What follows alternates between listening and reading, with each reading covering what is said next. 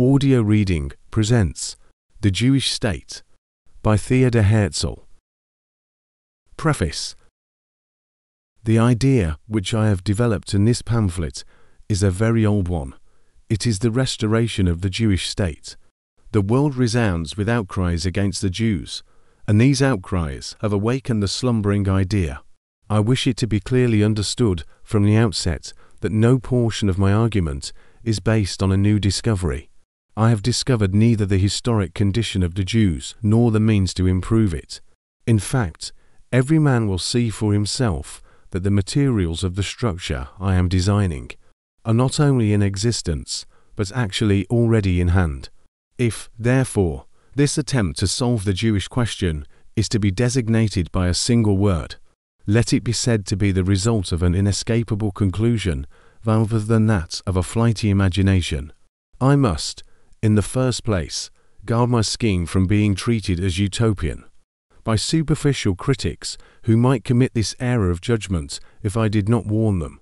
I should obviously have done nothing to be ashamed of if I had described a utopia on philanthropic lines, and I should also, in all probability, have obtained literary success more easily if I had set forth my plan in the irresponsible guise of a romantic tale. But this utopia is far less attractive than any one of those portrayed by Sir Thomas More and his numerous forerunners and successors. And I believe that the situation of the Jews in many countries is grave enough to make such preliminary trifling superfluous. An interesting book, Freiland, by Dr. Theodor Herzl, which appeared a few years ago, may serve to mark the distinction I draw between my conception and a utopia. His is the ingenious invention of a modern mind thoroughly schooled in the principles of political economy. It is as remote from actuality as the equatorial mountain on which his dream state lies. Freiland is a complicated piece of mechanism with numerous cogged wheels fitting into each other, but there is nothing to prove that they can be set in motion. Even supposing Freiland societies were to come into existence, I should look on the whole thing as a joke. The present scheme, on the other hand, includes the employment of an existent propelling force. In consideration of my own inadequacy, I shall content myself with indicating the cogs and wheels of the machine to be constructed, and I shall rely on more skilled mechanicians than myself to put them together. Everything depends on our propelling force. And what is that force? The misery of the Jews. Who would venture to deny its existence? We shall discuss it fully in the chapter on the causes of anti-Semitism. Everybody is familiar with the phenomenon of steam power, generated by boiling water, which lifts the kettle lid. Such tea kettle phenomena are the attempts of Zionist and kindred associations to check anti-Semitism. I believe that this power, if rightly employed, is powerful enough to propel a large engine, and to move passengers and goods, the engine having whatever form men may choose to give it. I am absolutely convinced that I am right, though I doubt whether I shall live to see myself prove to be so. Those who are the first to inaugurate this movement will scarcely live to see its glorious close, but the inauguration of it is enough to give them a feeling of pride and the joy of spiritual freedom. I shall not be lavish in artistically elaborated descriptions of my project, for fear of incurring the suspicion of painting a utopia. I anticipate, in any case, that thoughtless scoffers will caricature my sketch, and thus try to weaken its effect. A Jew, intelligent in other respects, to whom I explained my plan, was of the opinion that a utopia was a project whose future details were represented as already extant. This is a fallacy. Every Chancellor of the Exchequer calculates in his budget estimates with assumed figures, and not only with such as are based on the average returns of past years or on previous revenues in other states, but sometimes with figures for which there is no precedent whatever. As for example, in instituting a new tax, everybody who studies a budget knows that this is the case. But even if it were known that the estimates would not be rigidly adhered to, would such a financial draft be considered utopian? But I am expecting more of my readers. I ask the cultivated men whom I am addressing, to set many preconceived ideas entirely aside. I shall even go so far as to ask those Jews who have most earnestly tried to solve the Jewish question to look upon their previous attempts as mistaken and futile. I must guard against a danger in setting forth my idea. If I describe future circumstances with too much caution, they'll appear to doubt their possibility. If, on the other hand, I announce their realization with too much assurance, I shall appear to be describing a chimera. I shall therefore clearly and emphatically state that I believe in the practical outcome of my scheme, though without professing to have discovered the shape it may ultimately take. The Jewish state is essential to the world. It will therefore be created. The plan would, of course, seem absurd if a single individual attempted to do it. But if worked by a number of Jews in cooperation, it would appear perfectly rational, and its accomplishment would present no difficulties worth mentioning. The idea depends only on the number of its supporters. Perhaps our ambitious young men, to whom every road of progress is now closed, seeing in this Jewish state a bright prospect of freedom, happiness and honours opening to them, will ensure the propagation of the idea. I feel that with the publication of this pamphlet, my task is done. I shall not again take up the pen, unless the attacks of noteworthy antagonists drive me to do so, or it becomes necessary to meet unforeseen objections and to remove errors. Am I stating what is not yet the case? Am I before my time?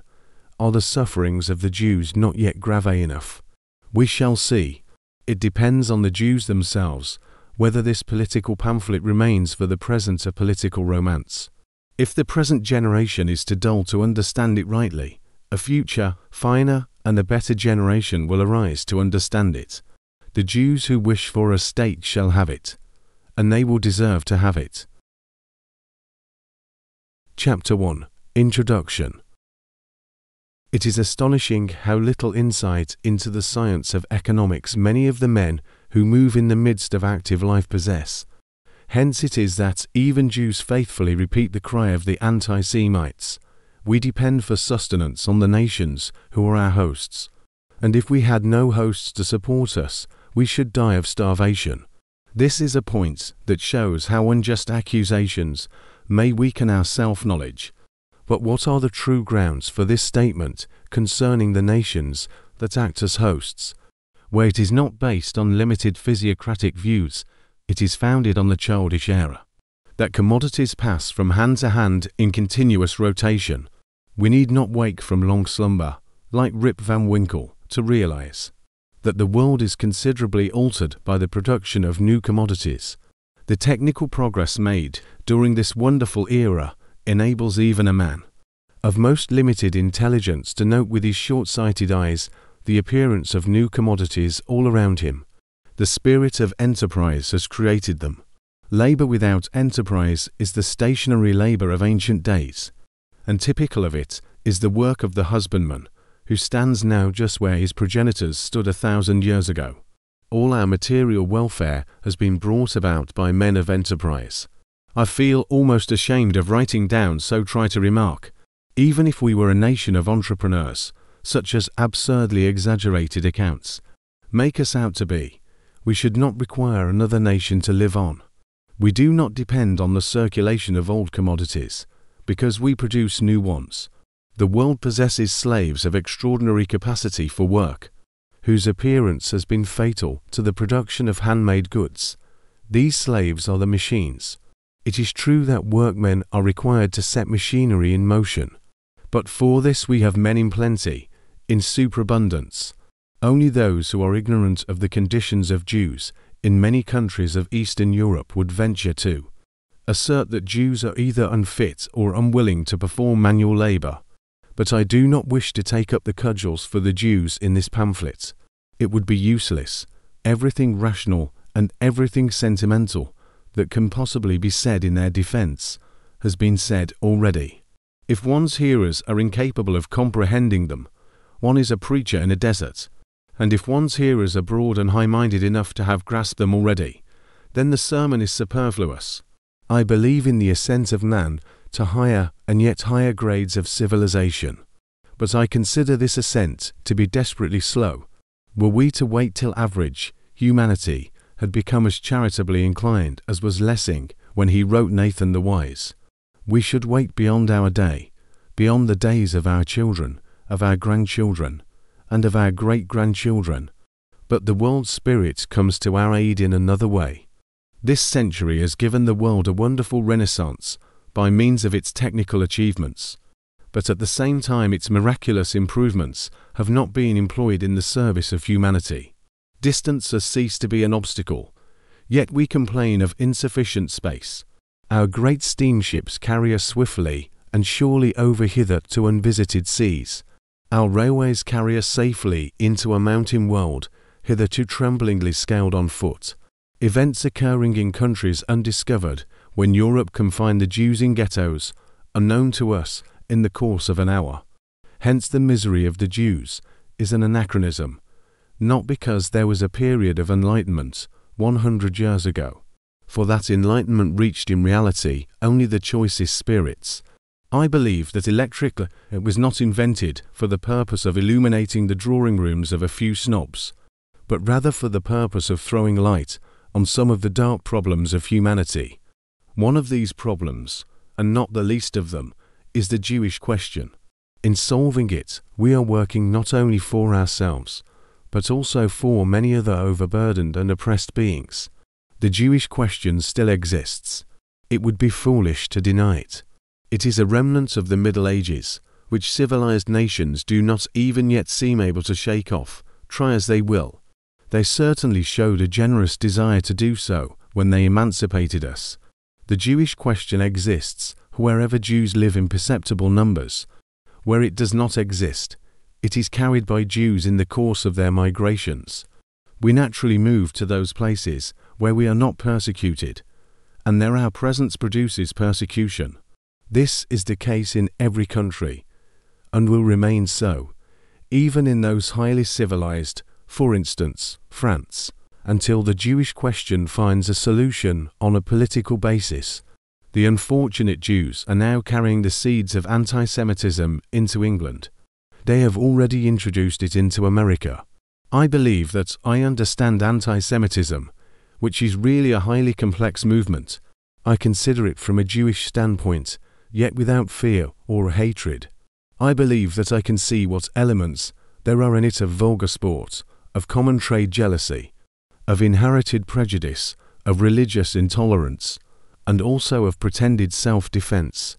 I think the Jewish question is no more a social than a religious one, notwithstanding that it sometimes takes these and other forms. It is a national question, which can only be solved by making it a political world question to be discussed and settled by the civilized nations of the world in council. We are a people, one people. We have honestly endeavored everywhere to merge ourselves in the social life of surrounding communities and to preserve the faith of our fathers. We are not permitted to do so. In vain are we loyal patriots, our loyalty in some places running to extremes. In vain do we make the same sacrifices of life and property as our fellow citizens.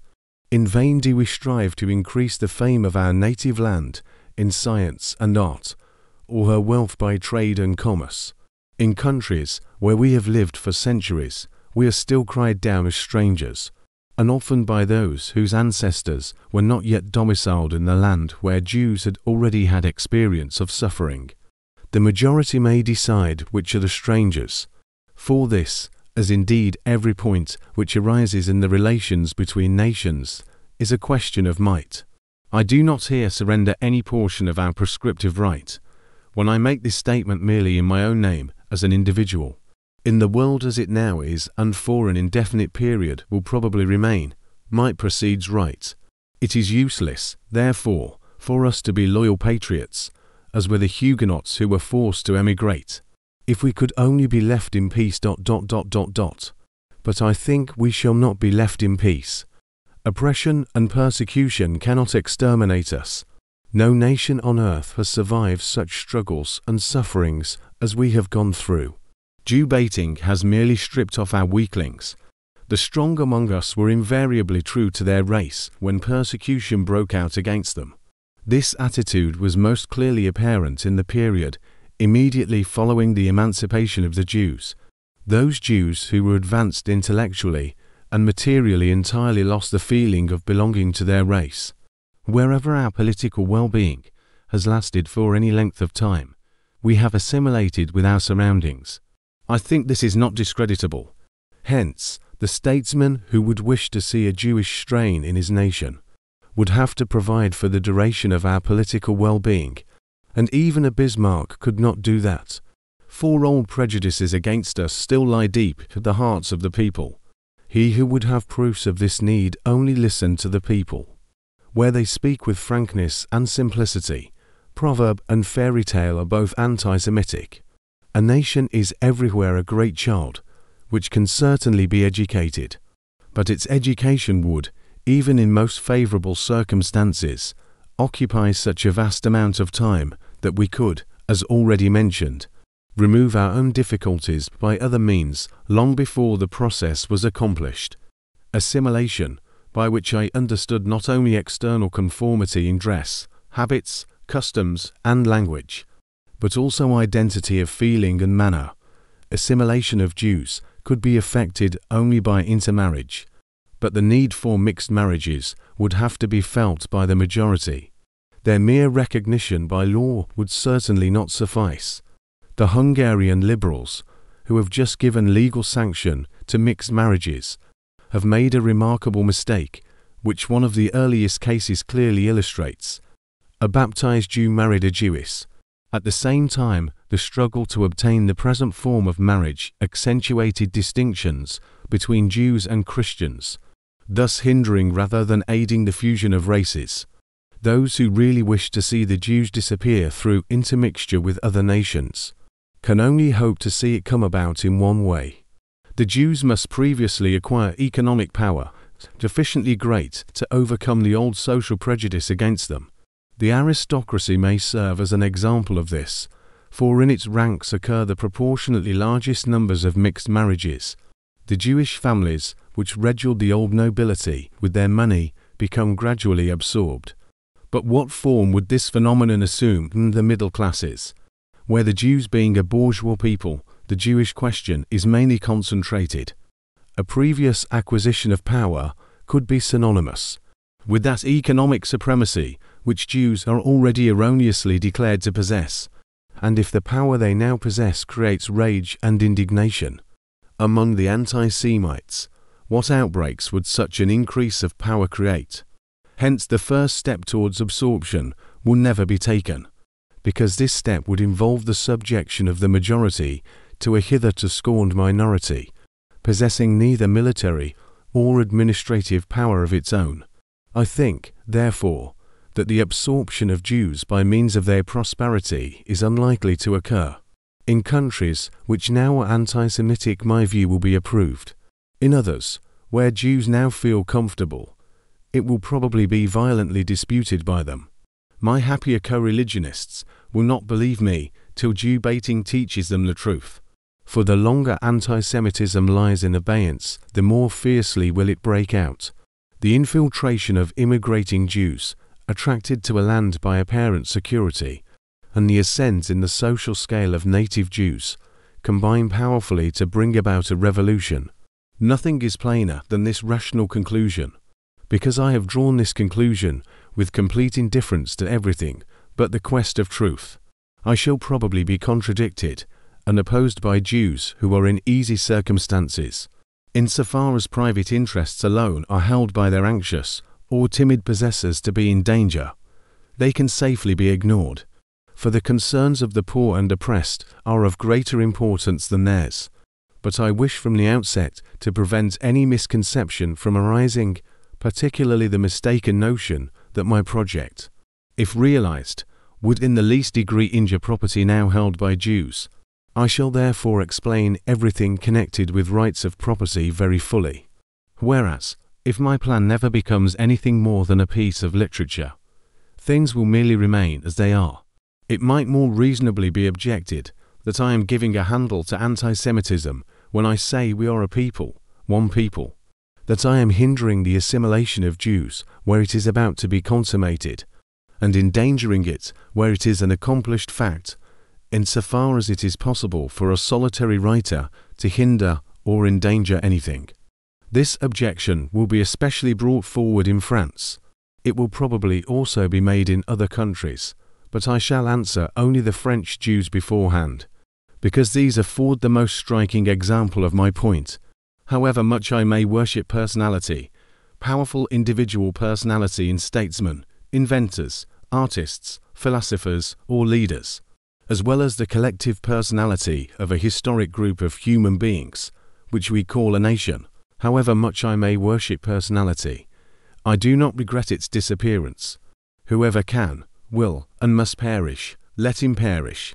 But the distinctive nationality of Jews neither can, will, nor must be destroyed. It cannot be destroyed, because external enemies consolidate it. It will not be destroyed. This is shown during 2,000 years of appalling suffering. It must not be destroyed. And that, as a descendant of numberless Jews who refuse to despair, I am trying once more to prove in this pamphlet. Whole branches of Judaism wither and fall, but the trunk will remain. Hence, if all or any of the French Jews protest against this scheme on account of their own assimilation, my answer is simple. The whole thing does not concern them at all. They are Jewish Frenchmen, well and good. This is a private affair for the Jews alone. The movement towards the organization of the state I am proposing would, of course, harm Jewish Frenchmen no more than it would harm the assimilated of other countries. It would, on the contrary, be distinctly to their advantage, for they would no longer be disturbed in their chromatic function, as Darwin puts it, but would be able to assimilate in peace, because the present anti-Semitism would have been stopped forever. They would certainly be credited with being assimilated to the very depths of their souls, if they stayed where they were after the new Jewish state, with its superior institutions, had become a reality. The assimilated would profit even more than Christian citizens by the departure of faithful Jews, for they would be rid of the disquieting, incalculable, and unavoidable rivalry of a Jewish proletariat, driven by poverty and political pressure from place to place, from land to land. This floating proletariat would become stationary. Many Christian citizens, whom we call anti-Semites, can now offer determined resistance to the immigration of foreign Jews. Jewish citizens cannot do this, although it affects them far more directly, for on them they feel first of all the keen competition of individuals carrying on similar branches of industry, who, in addition, either introduce anti-Semitism where it does not exist, or intensify it where it does. The assimilated give expression to this secret grievance in philanthropic undertakings. They organize emigration societies for wandering Jews. There is a reverse to the picture, which would be comic, if it did not deal with human beings. For some of these charitable institutions are created not for, but against, persecuted Jews. They are created to dispatch these poor creatures just as fast and far as possible. And thus, many an apparent friend of the Jews turns out, on careful inspection, to be nothing more than an anti-Semite of Jewish origin, disguised as a philanthropist. But the attempts at colonization made even by really benevolent men, interesting attempts though they were, have so far been unsuccessful. I do not think that this or that man took up the matter merely as an amusement, that they engaged in the emigration of poor Jews as one indulges in the racing of horses. The matter was too grave and tragic for such treatment. These attempts were interesting, in that they represented on a small scale the practical forerunners of the idea of a Jewish state. They were even useful, for out of their mistakes may be gathered experience for carrying the idea out successfully on a larger scale.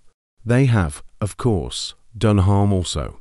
The transportation of anti-Semitism to new districts, which is the inevitable consequence of such artificial infiltration, seems to me to be the least of these evils. Far worse is the circumstance that unsatisfactory results tend to cast doubts on intelligent men. What is impractical or impossible to simple argument will remove this doubt from the minds of intelligent men. What is unpractical or impossible to accomplish on a small scale need not necessarily be so on a larger one. A small enterprise may result in loss under the same conditions which would make a large one pay. A rivulet cannot even be navigated by boats. The river into which it flows carries stately iron vessels. No human being is wealthy or powerful enough to transplant a nation from one habitation to another. An idea alone can achieve that, and this idea of a state may have the requisite power to do so. The Jews have dreamt this kingly dream all through the long nights of their history. Next year in Jerusalem is our old phrase. It is now a question of showing that the dream can be converted into a living reality. For this, many old, outgrown, confused and limited notions must first be entirely erased from the minds of men.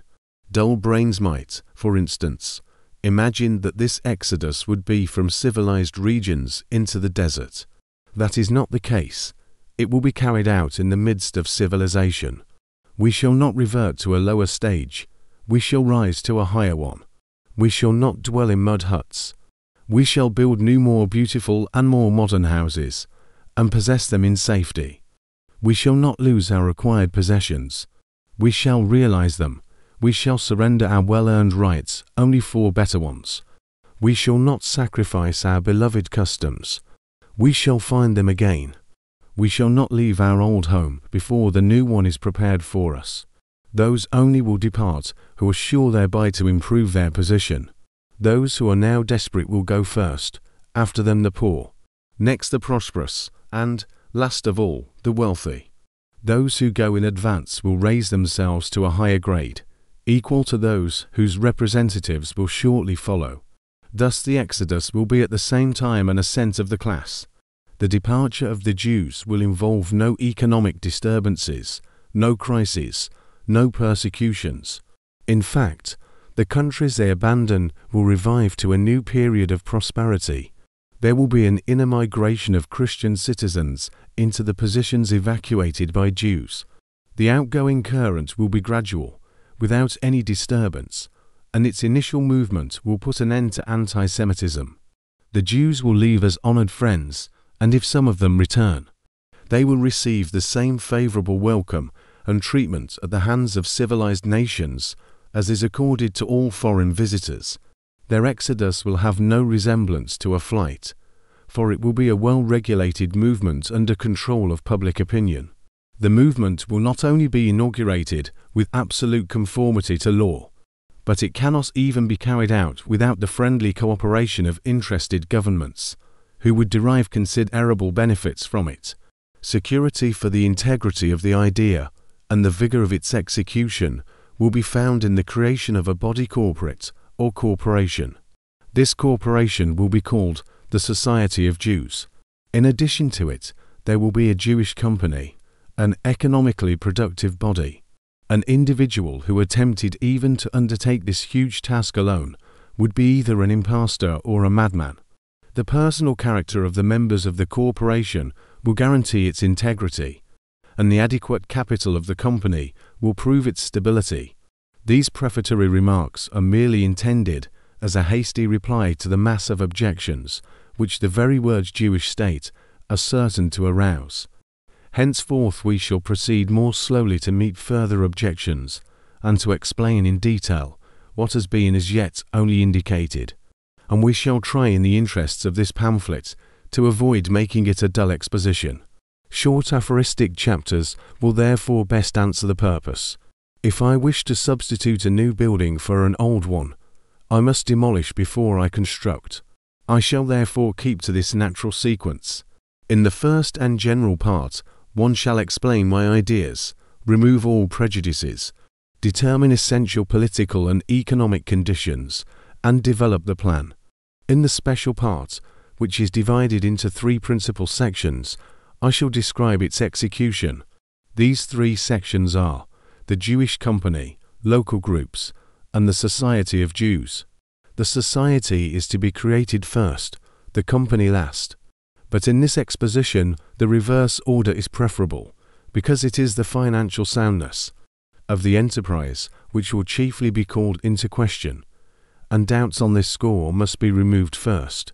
In the conclusion, I shall try to meet every further objection that could possibly be made. My Jewish readers will, I hope, follow me patiently to the end.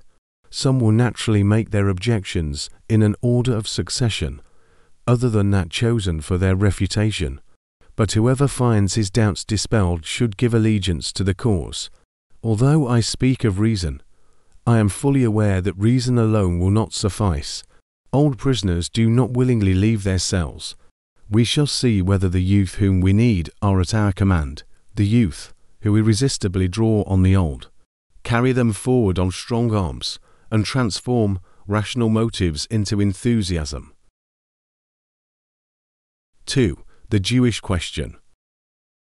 No one can deny the gravity of the situation of the Jews. Wherever they live in perceptible numbers, they are more or less persecuted. Their equality before the law, granted by statute, has become practically a dead letter.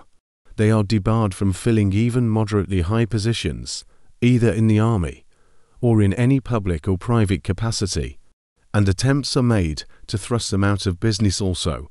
Don't buy from Jews. Attacks in parliaments, in assemblies, in the press, in the pulpit, in the street, on journeys, for example, their exclusion from certain hotels, even in places of recreation, become daily more numerous. The forms of persecutions varying according to the countries and social circles in which they occur. In Russia, imposts are levied on Jewish villages. In Romania, a few persons are put to death. In Germany, they get a good beating occasionally. In Austria, anti-Semites exercise terrorism over all public life. In Algeria, there are travelling agitators. In Paris, the Jews are shut out of the so-called best social circles and excluded from clubs. Shades of anti-Jewish feeling are innumerable. But this is not to be an attempt to make out a doleful category of Jewish hardships. I do not intend to arouse sympathetic emotions on our behalf. That would be foolish, futile, and undignified proceeding. I shall content myself with putting the following questions to the Jews. Is it not true that, in countries where we live in perceptible numbers, the position of Jewish lawyers, doctors, technicians, teachers, and employees of all descriptions becomes daily more intolerable? Is it not true that the Jewish middle classes are seriously threatened? Is it not true that the passions of the mob are incited against our wealthy people? Is it not true that our poor endure greater sufferings than any other proletariat? I think that this external pressure makes itself felt everywhere. In our economically upper classes, it causes discomfort. In our middle classes, continual and grave anxieties. In our lower classes, absolute despair. Everything tends, in fact, to one and the same conclusion, which is clearly enunciated in that classic Berlin phrase, Jude and Raus, out with the Jews. I shall now put the question in the briefest possible form. Are we to get out now, and where to? Or may we yet remain? And how long? Let us first settle the point of staying where we are. Can we hope for better days? Can we possess our souls in patience? Can we wait in pious resignation till the princes and peoples of this earth are more mercifully disposed towards us? I say that we cannot hope for a change the current of feeling. And why not? Even if we were as near to the hearts of princes as are their other subjects, they could not protect us. They would only feel popular hatred by showing us too much favour. By too much, I really mean less than is claimed as a right by every ordinary citizen, or by every race. The nations in whose midst Jews live, all either covertly or openly anti-Semitic. The common people have not, and indeed cannot have, any historic comprehension. They do not know that the sins of the Middle Ages are now being visited on the nations of Europe. We are what the ghetto made us. We have attained preeminence in finance, because medieval conditions drove us to it. The same process is now being repeated. We are again being forced into finance. Now it is the stock exchange, by being kept out of other branches of economic activity. Being on the stock exchange, we are consequently exposed afresh to contempt. At the same time, we continue to produce an abundance of mediocre intellects who find no outlet, and this endangers our social position as much as does our increasing wealth. Educated Jews without means are now rapidly becoming socialists.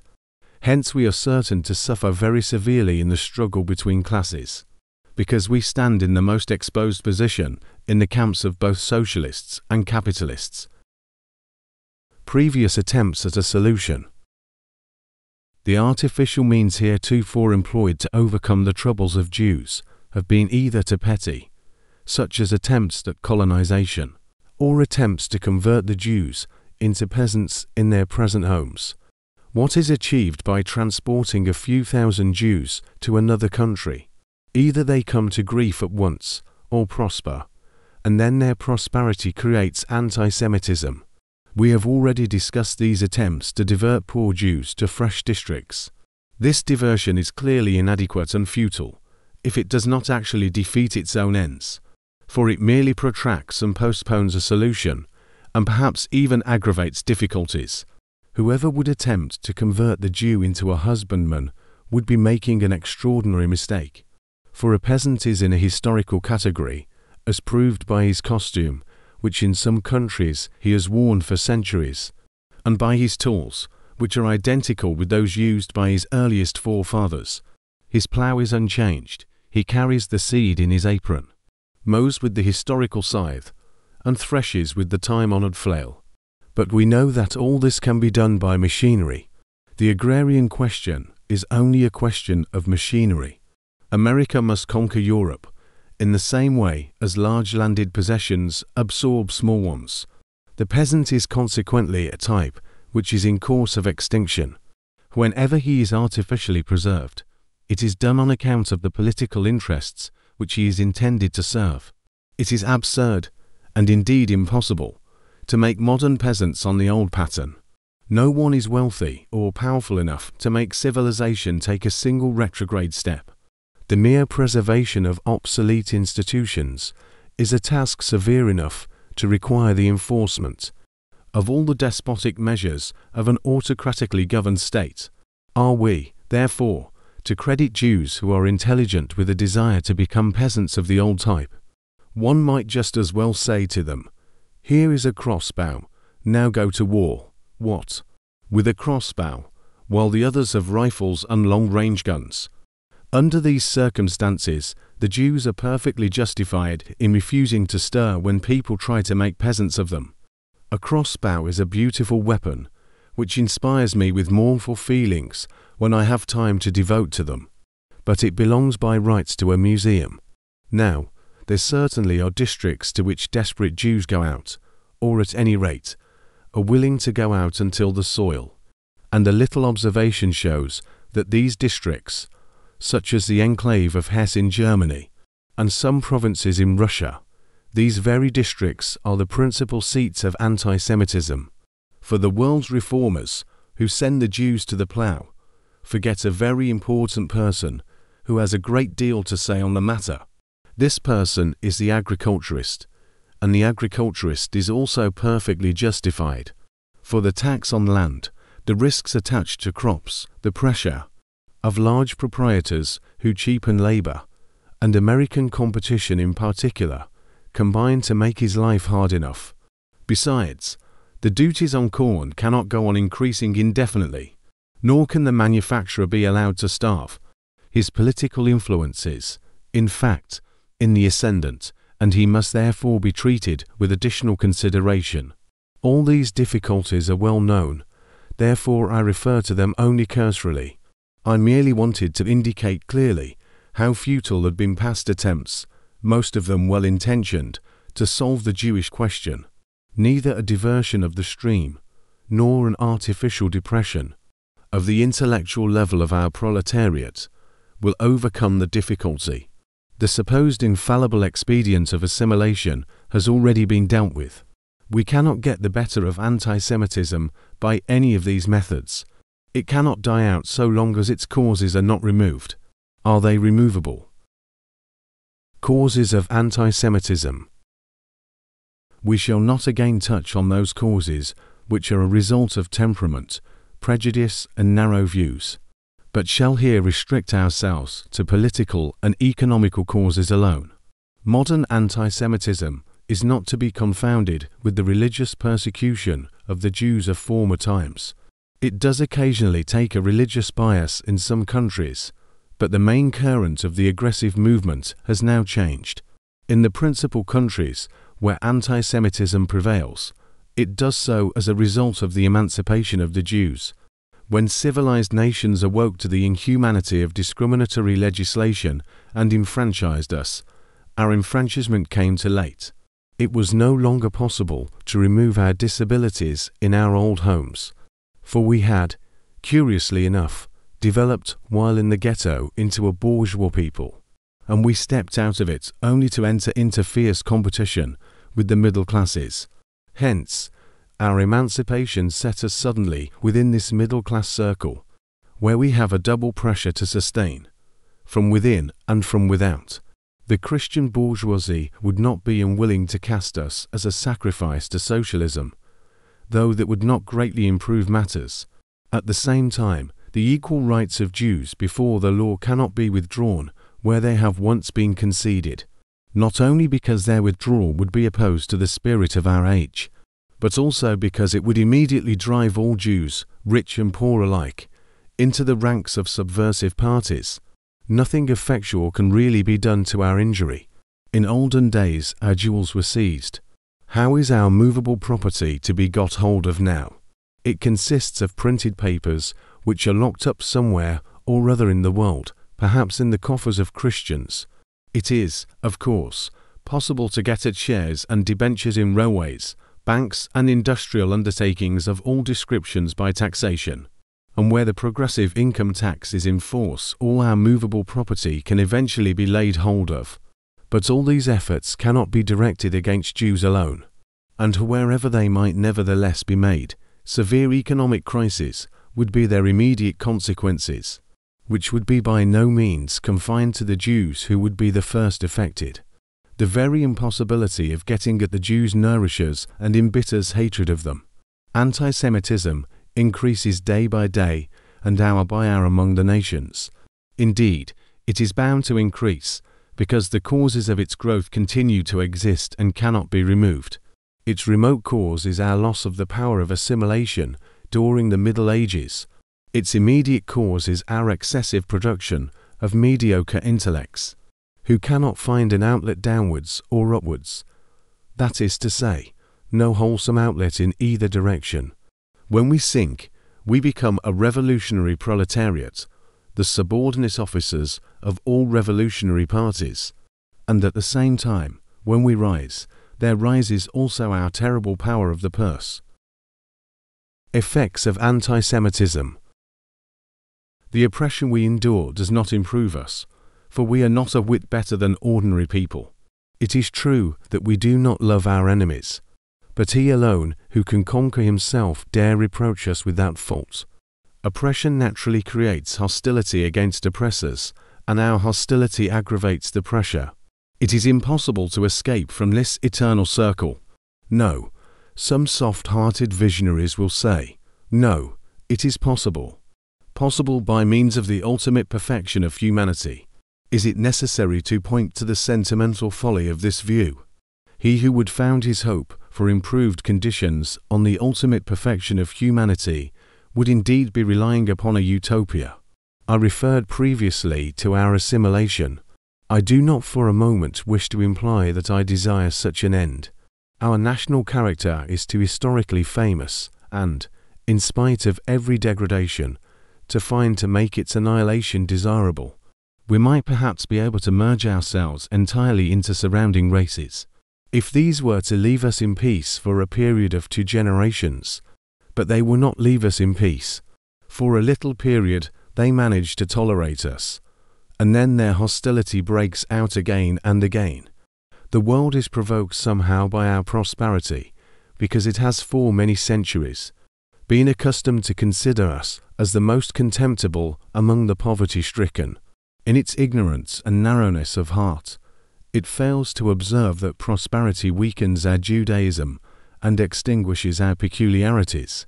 It is only pressure that forces us back to the parent stem. It is only hatred encompassing us that makes us strangers once more. Thus, whether we like it or not, we are now, and shall henceforth remain, a historic group with unmistakable characteristics common to us all. We are one people. Our enemies have made us one, without our consent, as repeatedly happens in history. Distress binds us together, and, thus united, we suddenly discover our strength. Yes, we are strong enough to form a state, and, indeed, a model state. We possess all human and material resources necessary for the purpose. This is therefore the appropriate place to give an account of what has been somewhat roughly termed our human material. But it would not be appreciated till the broad lines of the plan, on which everything depends, has first been marked out. The plan. The whole plan is in its essence perfectly simple, as it must necessarily be, if it is to come within the comprehension of all. Let the sovereignty be granted us over a portion of the globe large enough to satisfy the rightful requirements of a nation. The rest we shall manage for ourselves. The creation of a new state is neither ridiculous nor impossible. We have in our day witnessed the process in connection with nations which were not largely members of the middle class, but poorer, less educated, and consequently weaker than ourselves. The governments of all countries scourged by anti-Semitism will be keenly interested in assisting us to obtain the sovereignty we want. The plan, simple in design, but complicated in execution, will be carried out by two agencies, the Society of Jews and the Jewish Company. The Society of Jews will do the preparatory work in the domains of science and politics, which the Jewish Company will afterwards apply practically. The Jewish Company will be the liquidating agent of the business interests of departing Jews, and will organize commerce and trade in the new country. We must not imagine the departure of the Jews to be a sudden one. It will be gradual, continuous, and will cover many decades. The poorest will go first to cultivate the soil. In accordance with a preconceived plan, they will construct roads, bridges, railways and telegraph installations, regulate rivers, and build their own dwellings. Their labor will create trade, trade will create markets, and markets will attract new settlers. For every man will go voluntarily, at his own expense and his own risk. The labor expended on the land will enhance its value, and the Jews will soon perceive that a new and permanent sphere of operation is opening here for that spirit of enterprise which has heretofore met only with hatred and obloquy. If we wish to found a state today, we shall not do it in the way which would have been the only possible one 1,000 years ago. It is foolish to revert to old stages of civilization, as many Zionists would like to do. Supposing, for example, we were obliged to clear a country of wild beasts, we should not set about the task in the fashion of Europeans of the 5th century. We should not take spear and lance and go out singly in pursuit of bears.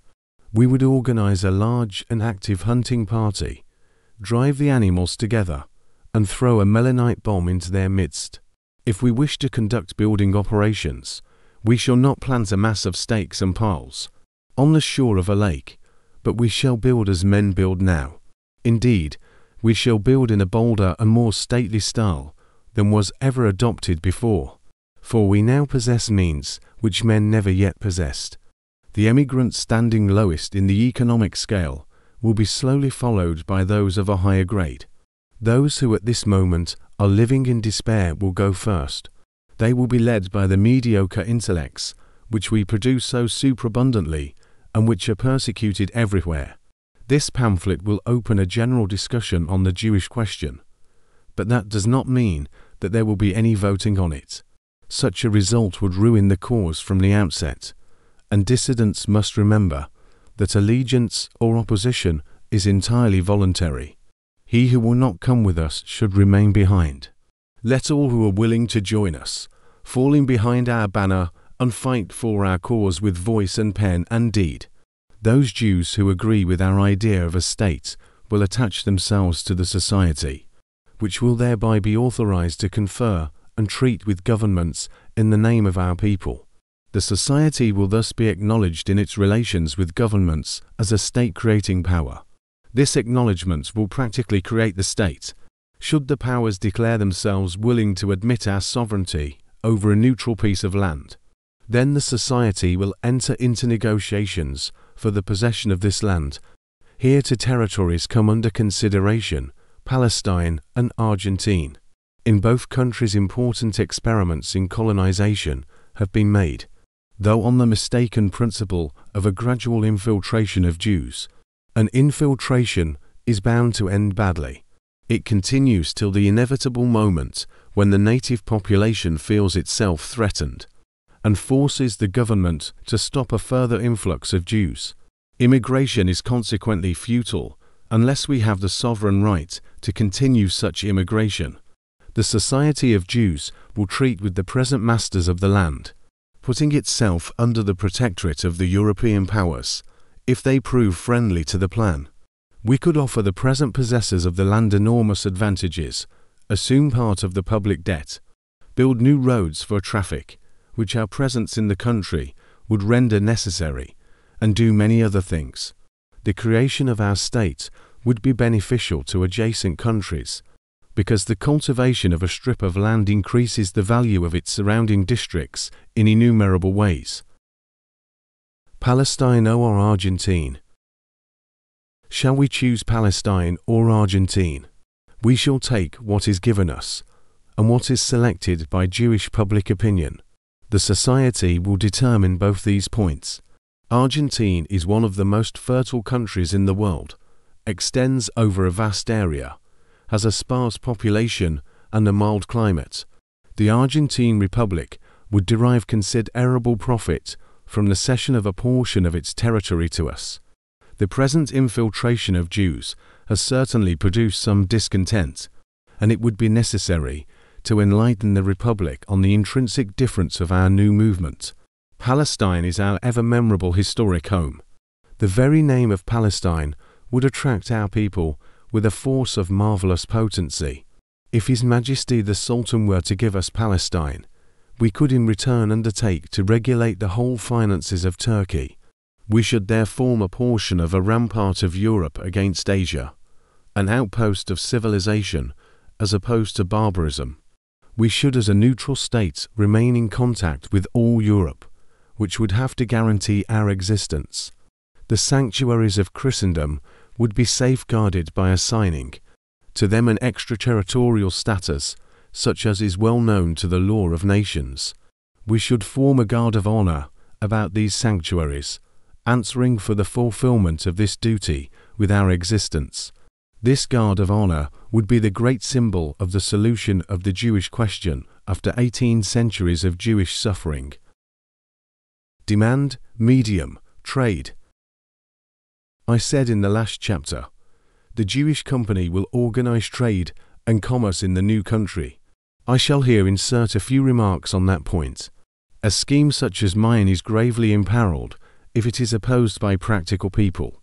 Now practical people are as a rule nothing more than men sunk into the groove of daily routine, unable to emerge from a narrow circle of antiquated ideas.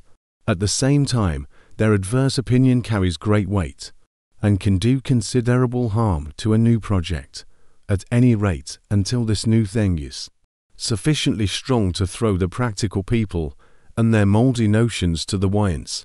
In the earliest period of European railway construction, some practical people were of the opinion that it was foolish to build certain lines because there were not even sufficient passengers to fill the mail coaches. They did not realize the truth, which now seems obvious to us, that travellers do not produce railways. But, conversely, railways produce travellers. The latent demand, of course, is taken for granted. The impossibility of comprehending how trade and commerce are to be created in a new country, which is yet to be acquired and cultivated, may be classed with those doubts of practical persons concerning the need of railways. A practical person would express himself somewhat in this fashion.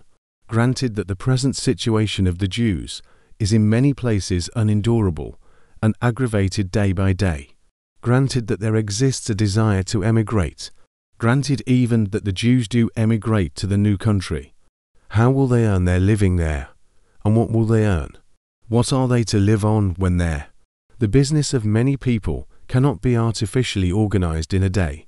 To this I should reply, we have not the slightest intention of organizing trade artificially, and we should certainly not attempt to do it in a day. But, though the organization of it may be impossible, the promotion of it is not. And how is commerce to be encouraged? Through the medium of a demand.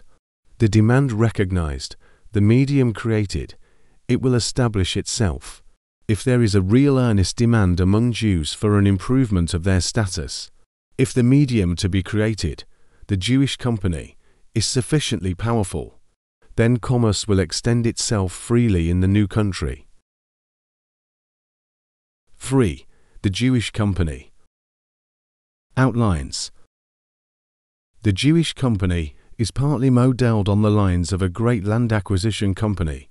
It might be called a Jewish chartered company, though it cannot exercise sovereign power, and has other than purely colonial tasks. The Jewish company will be founded as a joint stock company subject to English jurisdiction, framed according to English laws, and under the protection of England. Its principal centre will be London. I cannot tell yet how large the company's capital should be. I shall leave that calculation to our numerous financiers. But to avoid ambiguity, I shall put it at 1,000 million marks, about 50 million or $200 million. It may be either more or less than that sum. The form of subscription, which will be further elucidated, will determine what fraction of the whole amount must be paid in at once. The Jewish company is an organization with a transitional character. It is strictly a business undertaking, and must be carefully distinguished from the society of Jews. The Jewish company will first of all convert into cash all vested interests left by departing Jews. The method adopted will prevent the occurrences of crises, secure every man's property, and facilitate that inner migration of Christian citizens, which has already been indicated. Non-transferable goods. The non-transferable goods which come under consideration are buildings, land, and local business connections. The Jewish company will at first take upon itself no more than the necessary negotiations for effecting the sale of these goods. These Jewish sales will take place freely and without any serious fall in prices. The company's branch establishments in various towns will become the central offices for the sale of Jewish estates, and will charge only so much commission on transactions as will ensure their financial stability. The development of this movement may cause a considerable fall in the prices of landed property, and may eventually make it impossible to find a market for it. At this juncture, the company will enter upon another branch of its functions. It will take over the management of abandoned estates till such time as it can dispose of them to the greatest advantage. It will collect house rents, let out land on lease, and install business managers, these, on account of the required supervision, being, if possible, tenants also. The company will endeavour everywhere to facilitate the acquisition of land by its tenants, who are Christians. It will, indeed, gradually replace its own officials in the European branches by Christian substitutes, lawyers, etc. And these are not by any means to become servants of the Jews. They are intended to be free agents to the Christian population, so that everything may be carried through in equity, fairness and justice, and without imperiling the internal welfare of the people. At the same time, the company will sell estates, or rather exchange them. For a house, it will offer a house in the new country, and for land in the new country, everything being, if possible, transferred to the new soil in the same state it was in the old. And this transfer will be a great and recognized source of profit to the company. Over there, the houses offered in exchange will be newer, more beautiful, and more comfortably fitted, and the landed estates of greater value than those abandoned. But they will cost the company comparatively little, because it will have bought the ground very cheaply.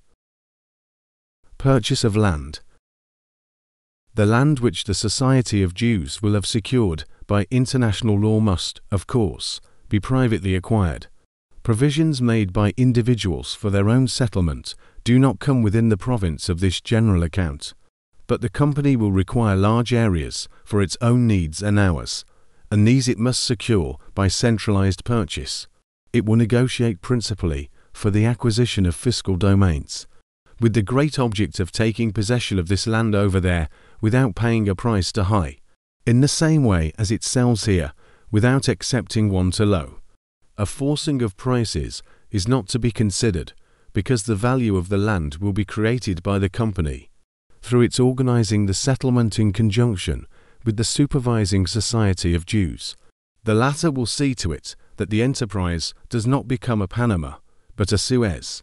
The company will sell building sites at reasonable rates to its officials, and will allow them to mortgage these for the building of their homes, deducting the amount due from their salaries, or putting it down to their account as increased emolument. This will, in addition to the honors they expect, will be additional pay for their services. All the immense profits of this speculation in land will go to the company, which is bound to receive this indefinite premium in return for having borne the risk of the undertaking.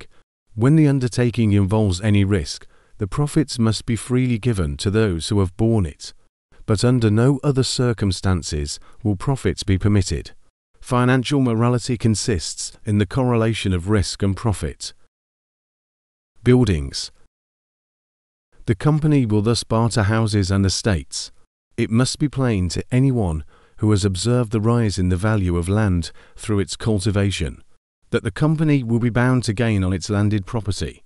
This can best be seen in the case of enclosed pieces of land in town and country. Areas not built over increase in value through surrounding cultivation. The men who carried out the extension of Paris made a successful speculation in land, which was ingenious in its simplicity. Instead of erecting new buildings in the immediate vicinity of the last houses of the town, they bought up adjacent pieces of land and began to build on the outskirts of these.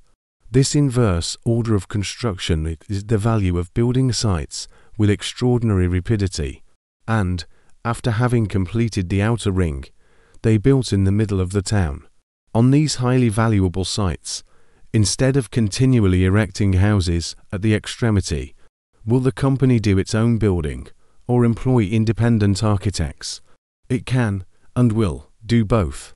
It has, as will be shown shortly, an immense reserve of working power, which will not be sweated by the company, but, transported into brighter and happier conditions of life, will nevertheless not be expensive.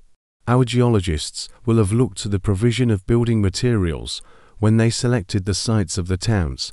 What is to be the principle of construction? Workmen's dwellings. The workmen's dwellings, which include the dwellings of all operatives, will be erected at the company's own risk and expense.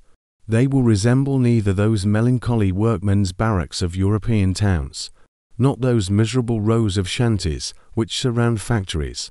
They will certainly present a uniform appearance, because the company must build cheaply, where it provides the building materials to a great extent, but the detached houses in little gardens will be united into attractive groups in each locality. The natural conformation of the land will rouse the ingenuity of our young architects, whose ideas have not yet been cramped by routine. And even if the people do not grasp the whole import of the plan, they will at any rate feel at ease in their loose clusters. The temple will be visible from long distances, for it is only our ancient faith that has kept us together. There will be light, attractive, healthy schools for children, conducted on the most approved modern systems. There will be continuation schools for workmen, which will educate them in greater technical knowledge and enable them to become intimate with the working of machinery. There will be places of amusement for the proper conduct of which the Society of Jews will be responsible. We are, however, speaking merely of the buildings at present, and not of what may take place inside of them. I said that the company would build workmen's dwellings cheaply, and cheaply not only because of the proximity of abundant building materials, not only because of the company's proprietorship of the sites, but also because of the non-payment of workmen. American farmers work on the system of mutual assistance in the construction of houses. This childishly amicable system, which is as clumsy as the block houses erected, can be developed on much finer lines. Unskilled labourers. Our unskilled labourers, who will come at first from the great reservoirs of Russia and Romania, must, of course, render each other assistance in the construction of houses. They will be obliged to build with wood in the beginning, because iron will not be immediately available. Later on, the original, inadequate, makeshift buildings will be replaced by superior dwellings. Our unskilled labourers will first mutually erect these shelters, and then they will earn their houses as permanent possessions, by means of their work, not immediately, but after 3 years of good conduct. In this way, we shall secure energetic and able men, and these men will be practically trained for life by 3 years of labour under good discipline. I said before that the company would not have to pay these unskilled labourers. What will they live on? On the whole, I am opposed to the truck system, but it will have to be applied in the case of these first settlers. The company provides for them in so many ways that it may take charge of their maintenance. In any case, the truck system will be enforced only during the first few years, and it will benefit the workmen by preventing their being exploited by small traders, landlords, etc. The company will thus make it impossible from the outset for those of our people, who are perforce hawkers and peddlers here, to re-establish themselves in the same trades over there, and the company will also keep back drunkards and dissolute men. Then will there be no payment of wages at all during the first period of settlement. Certainly, there will be wages for overtime. The 7-hour day. The 7-hour day is the regular working day. This does not imply that wood cutting, digging, stone breaking, and 100 other daily tasks should only be performed during 7 hours. Indeed not. There will be 14 hours of labour, work being done in shifts of 3.5 hours. The organisation of all this will be military in character. There will be commands, promotions and pensions, the means by which these pensions are provided being explained further on. A sound man can do a great deal of concentrated work in 3.5 hours, after an interval of the same length of time, which he will devote to rest, to his family, and to his education under guidance. He will be quite fresh for work again. Such labour can do wonders. The 7-hour day thus implies 14 hours of joint labour. More than that cannot be put into a day. I am convinced that it is quite possible to introduce this 7-hour day with success. The attempts to do so in Belgium and England are well known. Some advanced political economists who have studied the subject declare that a 5-hour day would suffice. The Society of Jews and the Jewish Company will, in any case, make new and extensive experiments which will benefit the other nations of the world. And if the 7-hour day proves itself practicable, it will be introduced in our future state as the legal and regular working day. Meantime, the company will always allow its employees the 7-hour day, and it will always be in a position to do so. The 7-hour day will be the call to summon our people in every part of the world. All must come voluntarily. 4 hours must indeed be the promised land. Whoever works longer than 7 hours receives his additional pay for overtime in cash, seeing that all his needs are supplied, and that those members of his family who are unable to work are provided for by transplanted and centralized philanthropic institutions. He can save a little money. Thrift, which is already a characteristic of our people, should be greatly encouraged, because it will, in the first place, facilitate the rise of individuals to higher grades, and secondly, the money saved will provide an immense reserve fund for future loans. Overtime will only be permitted on a doctor's certificate, and must not exceed 3 hours. 4-hour men will crowd to work in the new country, and the world will see then what an industrious people we are. I shall not describe the mode of carrying out the truck system, nor, in fact, the innumerable details of any process, for fear of confusing my readers. Women will not be allowed to perform any arduous labor, nor to work overtime. Pregnant women will be relieved of all work, and will be supplied with nourishing food by the truck. We want our future generations to be strong men and women. We shall educate children as we wish from the commencement. But this I shall not elaborate either. My remarks on workmen's dwellings and on unskilled labourers and their mode of life are no more utopian than the rest of my scheme.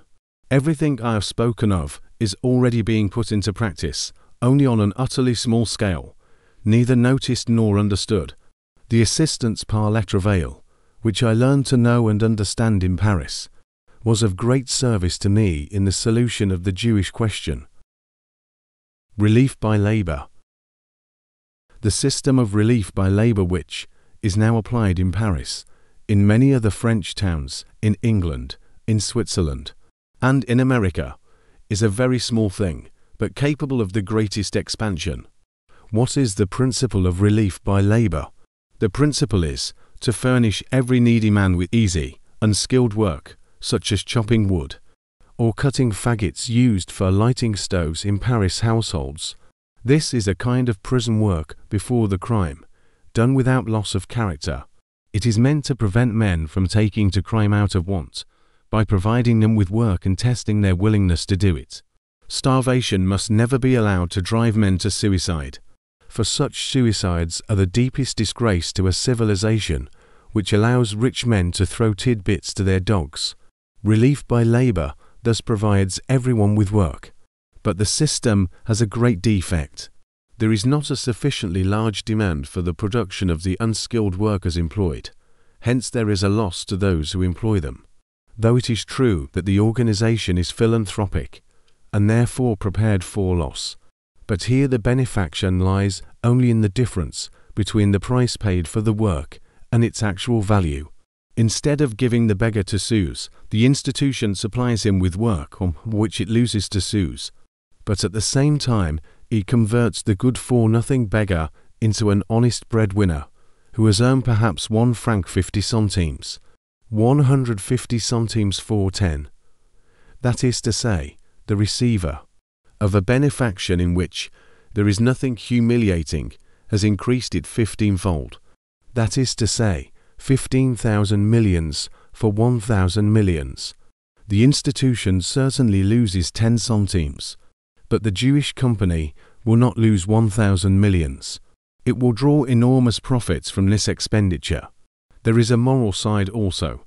The small system of relief by labour, which exists now, preserves rectitude through industry till such time as the man who is out of work finds a post suitable to his capacities, either in his old calling or in a new one. He is allowed a few hours daily for the purpose of looking for a place, in which task the institutions assist him. The defect of these small organizations, so far, has been that they have been prohibited from entering into competition with timber merchants, etc. Timber merchants are electors. They would protest, and would be justified in protesting. Competition with state prison labour has also been forbidden, for the state must occupy and feed its criminals. In fact, there is very little room in an old established society for the successful application of the system of assistance par le travail, but there is room in a new society. For, above all, we require enormous numbers of unskilled labourers to do the first rough work of settlement, to lay down roads, plant trees, level the ground, construct railroads, telegraph installations, etc. All this will be carried out in accordance with a large and previously settled plan. Commerce. The labour carried to the new country will naturally create trade. The first markets will supply only the absolute necessities of life: cattle, grain, working clothes, tools, arms, to mention just a few things.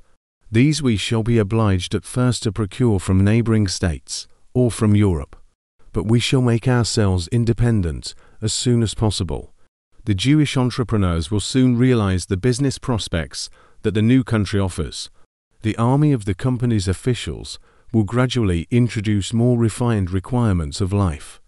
Officials include officers of our defensive forces, who will always form about a tenth part of our male colonists.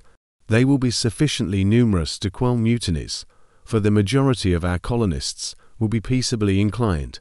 The refined requirements of life introduced by our officials in good positions will create a correspondingly improved market, which will continue to better itself.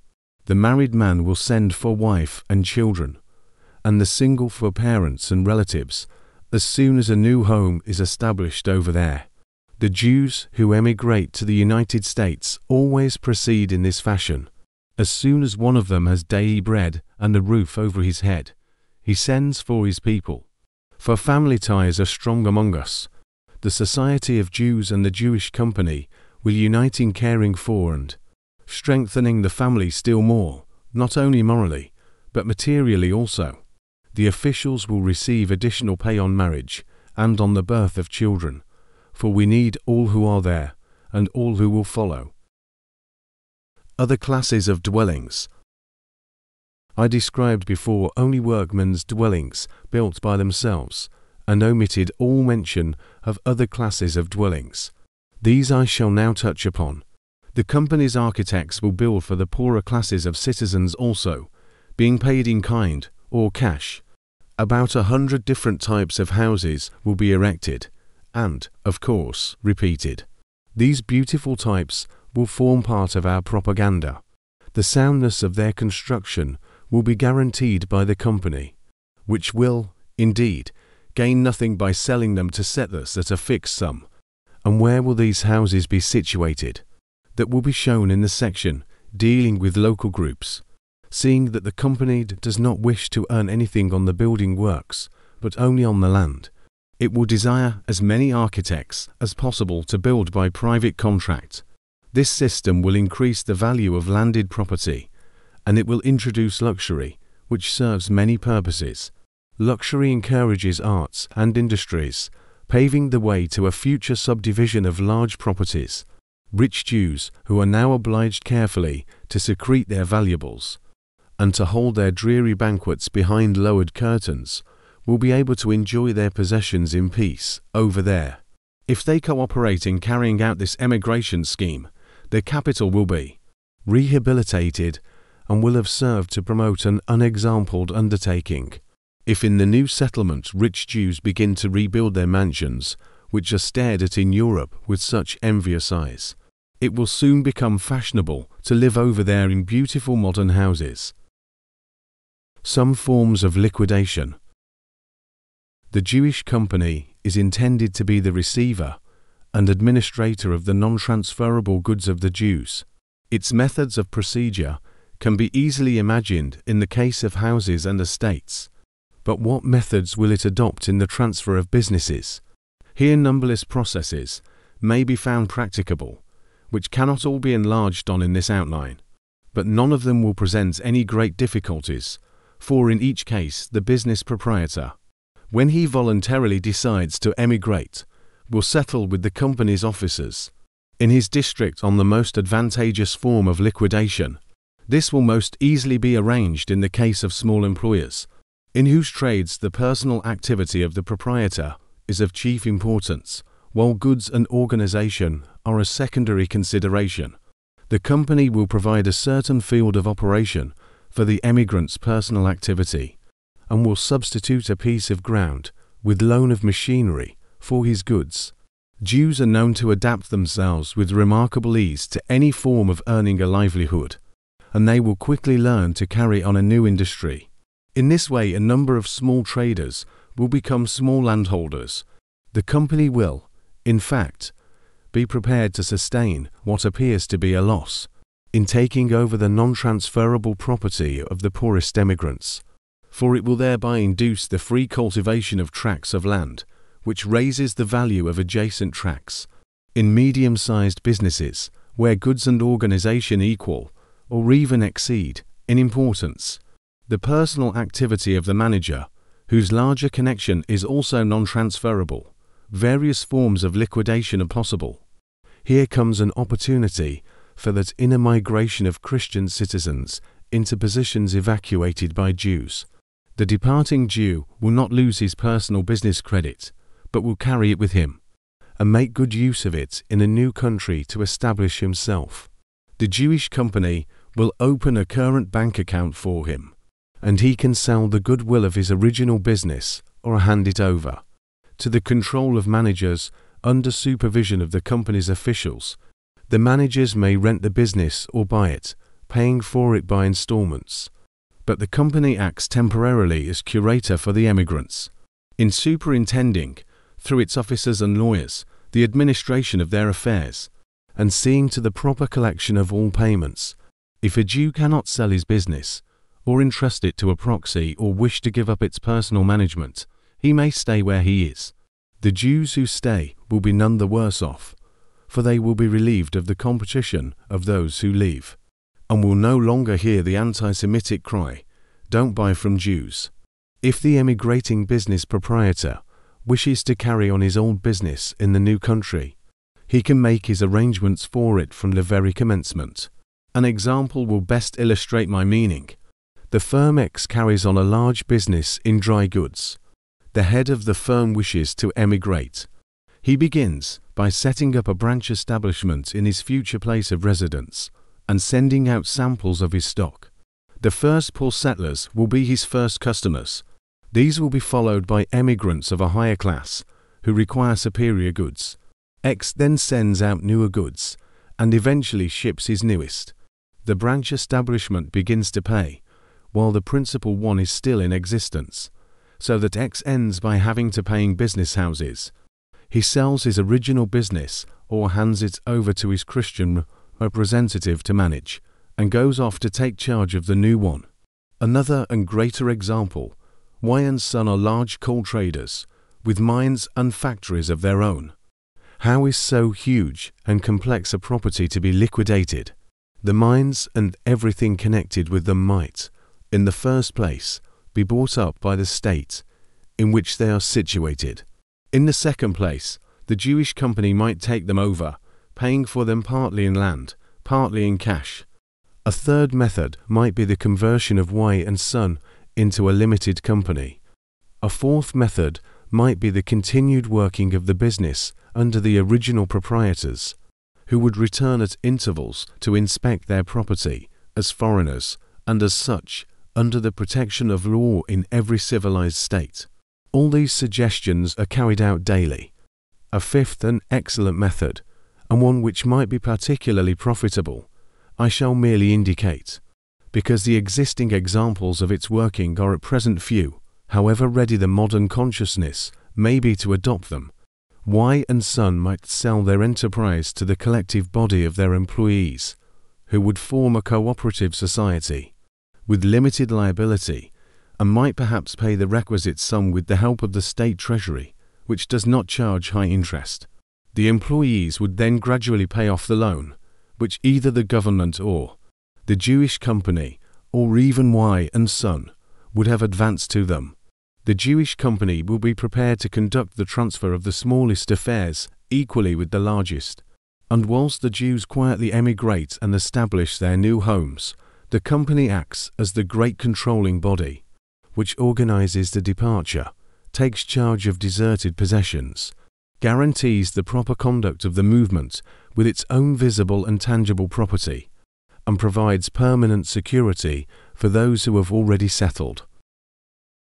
Securities of the company. What assurance will the company offer that the abandonment of countries will not cause their impoverishment and produce economic crises? I have already mentioned that honest anti-Semites, whilst preserving their independence, will combine with our officials in controlling the transfer of our estates, but the state's revenues might suffer by the loss of a body of taxpayers who, though little appreciated as citizens, are highly valued in finance. The state should, therefore, receive compensation for this loss. This we offer indirectly by leaving in the country businesses which we have built up by means of Jewish acumen and Jewish industry, by letting our Christian fellow citizens move into our evacuated positions and by this facilitating the rise of numbers of people to greater prosperity so peaceably and in so unparalleled a manner. The French Revolution had a somewhat similar result on a small scale, but it was brought about by bloodshed on the guillotine in every province of France and on the battlefields of Europe. Moreover, inherited and acquired rights were destroyed, and only cunning buyers enriched themselves by the purchase of state properties. The Jewish Company will offer to the states that come within its sphere of activity direct as well as indirect advantages. It will give governments the first offer of abandoned Jewish property and allow buyers most favorable conditions. Governments, again, will be able to make use of this friendly appropriation of land for the purpose of certain social improvements. The Jewish Company will give every assistance to governments and parliaments in their efforts to direct the inner migration of Christian citizens. The Jewish Company will also pay heavy taxes. Its central office will be in London, so as to be under the legal protection of a power which is not at present anti-Semitic. But the company, if it is supported officially and semi-officially, will everywhere provide a broad basis of taxation. To this end, it will establish taxable branch offices everywhere.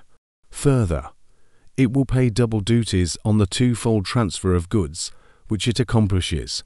Even in transactions where the company is really nothing more than a real estate agency, it will temporarily appear as a purchaser and will be set down as the momentary possessor in the register of landed property. These are, of course, purely calculable matters. It will have to be considered and decided in each place how far the company can go without running any risks of failure. And the company itself will confer freely with finance ministers on the various points at issue. Ministers will recognize the friendly spirit of our enterprise and will consequently offer every facility in their power necessary for the successful achievement of the great undertaking. Further and direct profit will accrue to governments from the transport of passengers and goods, and where railways are state property, the returns will be immediately recognizable. Where they are held by private companies, the Jewish Company will receive favorable terms for transport, in the same way as does every transmitter of goods on a large scale. Freight and carriage must be made as cheap as possible for our people, because every traveller will pay his own expenses. The middle classes will travel with cook's tickets, the poorer classes in emigrant trains. The company might make a good deal by reductions on passengers and goods, but here, as elsewhere, it must adhere to its principle of not trying to raise its receipts to a greater sum than will cover its working expenses. In many places Jews have control of the transport, and the transport businesses will be the first needed by the company and the first to be liquidated by it. The original owners of these concerns will either enter the company's service or establish themselves independently over there. The new arrivals will certainly require their assistance, and theirs being a paying profession, which they may and indeed must exercise there to earn a living, numbers of these enterprising spirits will depart. It is unnecessary to describe all the business details of this monster expedition. They must be judiciously evolved out of the original plan by many able men, who must apply their minds to achieving the best system. Some of the company's activities. Many activities will be interconnected. For example, the company will gradually introduce the manufacture of goods into the settlements, which will, of course, be extremely primitive at their inception. Clothing, linens, and shoes will first of all be manufactured for our own poor emigrants, who will be provided with new suits of clothing at the various European emigration centres. They will not receive these clothes as alms, which might hurt their pride, but in exchange for old garments, any loss the company sustains by this transaction will be booked as a business loss. Those who are absolutely without means will pay off their debt to the company by working overtime at a fair rate of wage. Existing emigration societies will be able to give valuable assistance here, for they will do for the company's colonists what they did before for departing Jews. The forms of such cooperation will easily be found. Even the new clothing of the poor settlers will have the symbolic meaning. You are now entering on a new life. The Society of Jews will see to it that long before the departure, and also during the journey, a serious yet festive spirit is fostered by means of prayers, popular lectures, instruction on the object of the expedition, instruction on hygienic matters for their new places of residence, and guidance in regard to their future work. For the Promised Land is the land of work. On their arrival, the emigrants will be welcomed by our chief officials with due solemnity, but without foolish exultation, for the Promised Land will not yet have been conquered. But these poor people should already see that they are at home. The clothing industries of the company will, of course, not produce their goods without proper organization. The Society of Jews will obtain from the local branches information about the number, requirements and date of arrival of the settlers, and will communicate all such information in good time to the Jewish company. In this way, it will be possible to provide for them with every precaution. Promotion of industries. The duties of the Jewish company and the Society of Jews cannot be kept strictly apart in this outline. These two great bodies will have to work constantly in unison, the company depending on the moral authority and support of the society, just as the society cannot dispense with the material assistance of the company. For example, in the organizing of the clothing industry, the quantity produced will at first be kept down, so as to preserve an equilibrium between supply and demand. And wherever the company undertakes the organization of new industries, the same precaution must be exercised. But individual enterprise must never be checked by the company with its superior force. We shall only work collectively when the immense difficulties of the task demand common action. We shall, wherever possible, scrupulously respect the rights of the individual. Private property, which is the economic basis of independence, shall be developed freely and be respected by us. Our first unskilled laborers will at once have the opportunity to work their way up to private proprietorship. The spirit of enterprise must, indeed, be encouraged in every possible way. Organization of industries will be promoted by a judicious system of duties, by the employment of cheap raw material, and by the institution of a board to collect and publish industrial statistics. But this spirit of enterprise must be wisely encouraged, and risky speculation must be avoided. Every new industry must be advertised for a long period before establishment, so as to prevent failure on the part of those who might wish to start a similar business 6 months later. Whenever a new industrial establishment is founded, the company should be informed, so that all those interested may obtain information from it.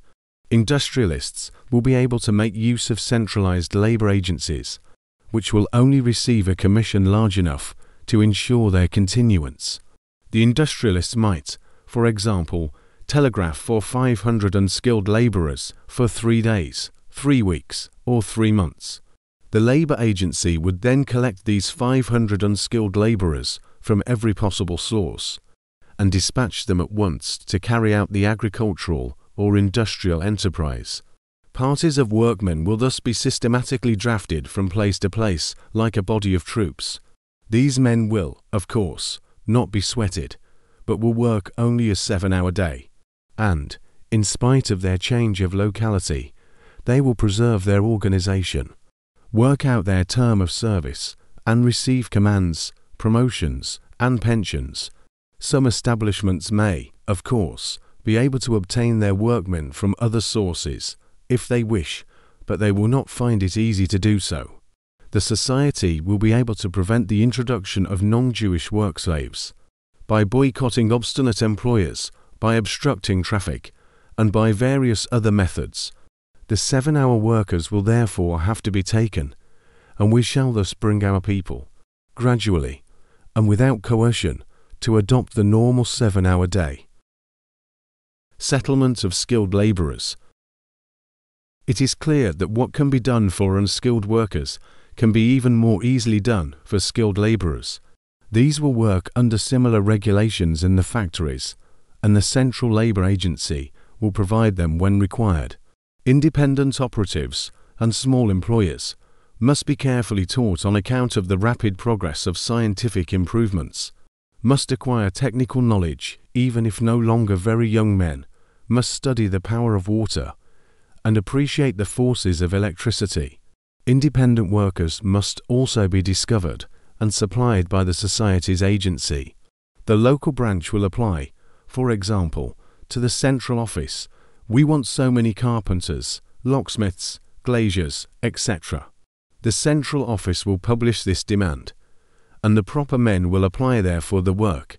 These would then travel with their families to the place where they were wanted, and would remain there without feeling the pressure of undue competition.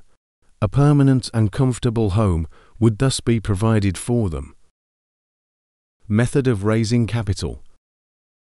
The capital required for establishing the company was previously put at what seemed an absurdly high figure.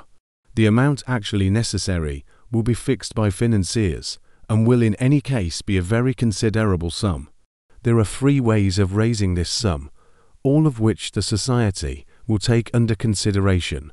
This Society, the great jester of the Jews, will be formed by our best and most upright men, who must not derive any material advantage from their membership. Although the Society cannot, at the outset, possess any but moral authority, this authority will suffice to establish the credit of the Jewish company in the nation's eyes. The Jewish company will be unable to succeed in its enterprise unless it has received the Society's sanction. It will thus not be formed of any mere indiscriminate group of financiers, for the Society will weigh, select and decide, and will not give its approbation, till it is sure of the existence of a sound basis for the conscientious carrying out of the scheme. It will not permit experiments with insufficient means, for this undertaking must succeed at the first attempt. Any initial failure would compromise the whole idea for many decades to come, or might even make its realization permanently impossible. The 3 methods of raising capital are: 1 through big banks, 2 through small and private banks, 3 through public subscription. The first method of raising capital is through big banks. The required sum could then be raised in the shortest possible time among the large financial groups, after they had discussed the advisability of the course. The great advantage of this method would be that it would avoid the necessity of paying in the 1,000 millions, to keep to the original figure, immediately in its entirety. A further advantage would be that the credit of these powerful financiers would also be of service to the enterprise. Many latent political forces lie in our financial power, that power which our enemies assert to be so effective. It might be so, but actually it is not. Poor Jews feel only the hatred which this financial power provokes. Its use in alleviating their loss as a body, they have not yet felt. The credit of our great Jewish financiers would have to be placed at the service of the national idea. But should these gentlemen, who are quite satisfied with their lot, feel indisposed to do anything for their fellow Jews who are unjustly held responsible for the large possessions of certain individuals, then the realization of this plan will afford an opportunity for drawing a clear line of distinction between them and the rest of Jewry. The great financiers, moreover, will certainly not be asked to raise an amount so enormous out of pure philanthropic motives. That would be expecting too much. The promoters and stockholders of the Jewish company are, on the contrary, expected to do a good piece of business, and they will be able to calculate beforehand what their chances of success are likely to be. For the Society of Jews will be in possession of all documents and references which may serve to define the prospects of the Jewish company. The Society will in particular have investigated with exactitude the extent of the new Jewish movement, so as to provide the company promoters with thoroughly reliable information on the amount of support they may expect. The Society will also supply the Jewish company with comprehensive modern Jewish statistics, thus doing the work of what is called in France associate-tudes, which undertakes all preliminary research previous to the financing of a great undertaking. Even so, the enterprise may not receive the valuable assistance of our moneyed magnates. These might, perhaps, even try to oppose the Jewish movement by means of their secret agents. Such opposition we shall meet with relentless determination. Supposing that these magnates are content simply to turn this scheme down with a smile, is it, therefore, done for? No. For then the money will be raised in another way, by an appeal to moderately rich Jews. The smaller Jewish banks would have to be united in the name of the national idea against the big banks, till they were gathered into a second and formidable financial force. But, unfortunately, this would require a great deal of financing at first, for the 50 million would have to be subscribed in full before starting work.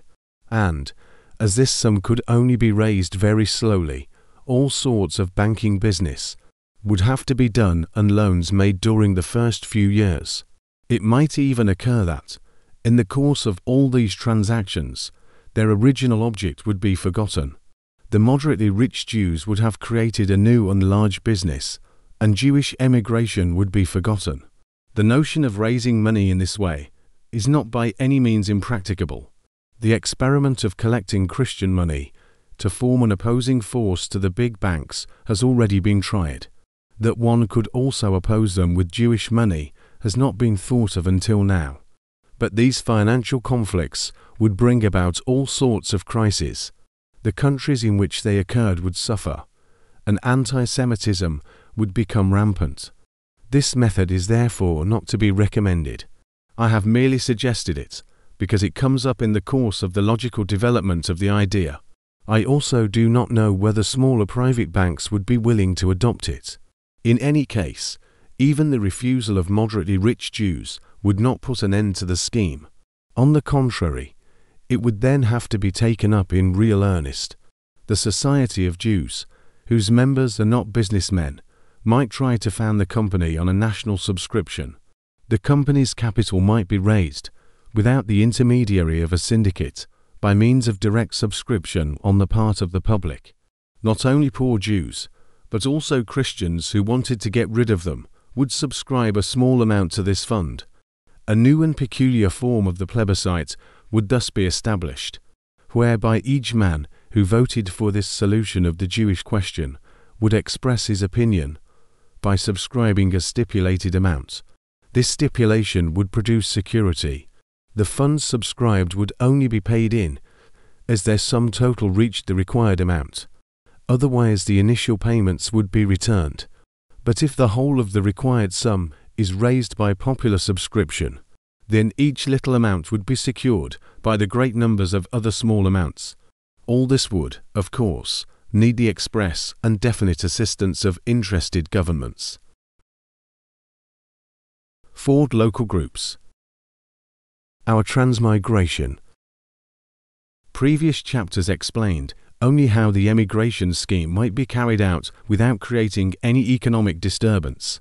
But so great a movement cannot take place without inevitably rousing many deep and powerful feelings. There are old customs, old memories that attach us to our homes. We have cradles, we have graves, and we alone know how Jewish hearts cling to the graves. Our cradles we shall carry with us. They hold our future, rosy and smiling. Our beloved graves we must abandon, and I think this abandonment will cost us more than any other sacrifice. But it must be so. Economic distress, political pressure, and social obloquy have already driven us from our homes and from our graves. We Jews are even now constantly shifting from place to place, a strong current actually carrying us westward over the sea to the United States, where our presence is also not desired. And where will our presence be desired, so long as we are a homeless nation? But we shall give a home to our people, and we shall give it, not by dragging them ruthlessly out of their sustaining soil, but rather by transplanting them carefully to a better ground, just as we wish to create new political and economic relations. So we shall preserve as sacred all of the past that is dear to our people's hearts.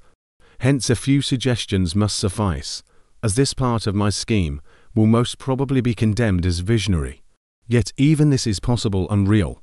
though it now appears to be something vague and aimless. Organization will make of it something rational. Emigration in groups. Our people should emigrate in groups of families and friends, but no man will be forced to join the particular group belonging to his former place of residence. Each will be able to journey in his chosen fashion as soon as he has settled his affairs, seeing that each man will pay his own expenses by rail and boat. He will naturally travel by whatever class suits him best. Possibly, there will even be no subdivision for classes on board train and boat, so as to avoid making the poor feel their position too keenly during their long journey. Though we are not exactly organizing a pleasure trip, it is as well to keep them in good humor on the way. None will travel in penury. On the other hand, all who desire to travel in luxurious ease will be able to follow their bent. Even under favorable circumstances, the movement may not touch certain classes of Jews for several years to come. The intervening period can therefore be employed in selecting the best modes of organizing the journeys. Those who are well off can travel in parties if they wish, taking their personal friends and connections with them. Jews, with the exception of the richest, have, after all, very little intercourse with Christians. In some countries, their acquaintance with them is confined to a few spongers, borrowers, and dependents.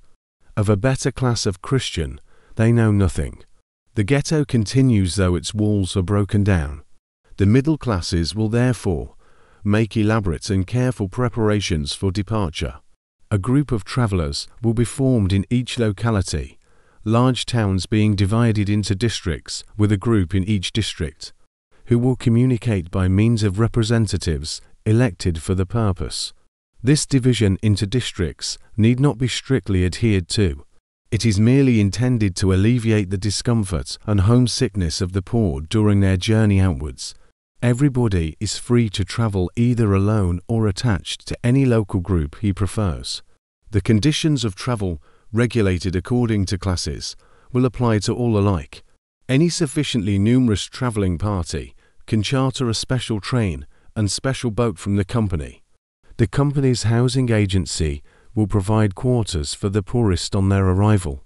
Later on, when more prosperous emigrants follow, their obvious need for lodgings on first landing will have to be supplied by hotels built by private enterprise.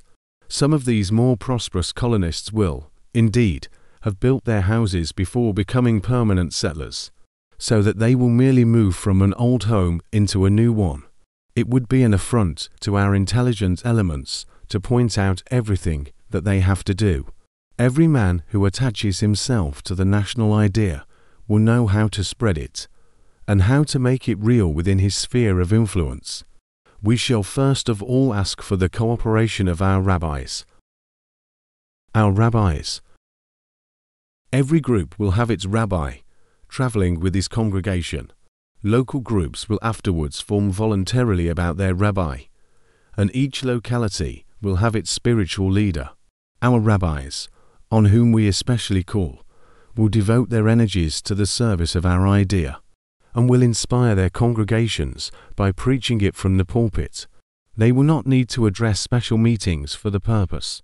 An appeal such as this may be uttered in the synagogue, and thus it must be done, for we feel our historic affinity only through the faith of our fathers, as we have long ago absorbed the languages of different nations to an ineradicable degree. The rabbis will receive communications regularly from both society and company, and will announce and explain these to their congregations. Israel will pray for us and for itself. Representatives of the local groups. The local groups will appoint small committees of representative men, under the rabbi's presidency, for discussion and settlement of local affairs. Philanthropic institutions will be transferred by their local groups, each institution remaining over there the property of the same set of people for whom it was originally founded. I think the old buildings should not be sold, but rather devoted to the assistance of indigent Christians in the forsaken towns. The local groups will receive compensation by obtaining free building sites and every facility for reconstruction in the new country. This transfer of philanthropic institutions will give another of those opportunities, which occur at different points of my scheme, for making an experiment in the service of humanity.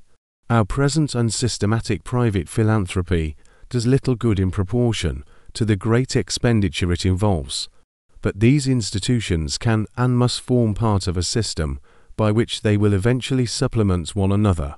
In a new society, these organizations can be evolved out of our modern consciousness and may be based on all previous social experiments.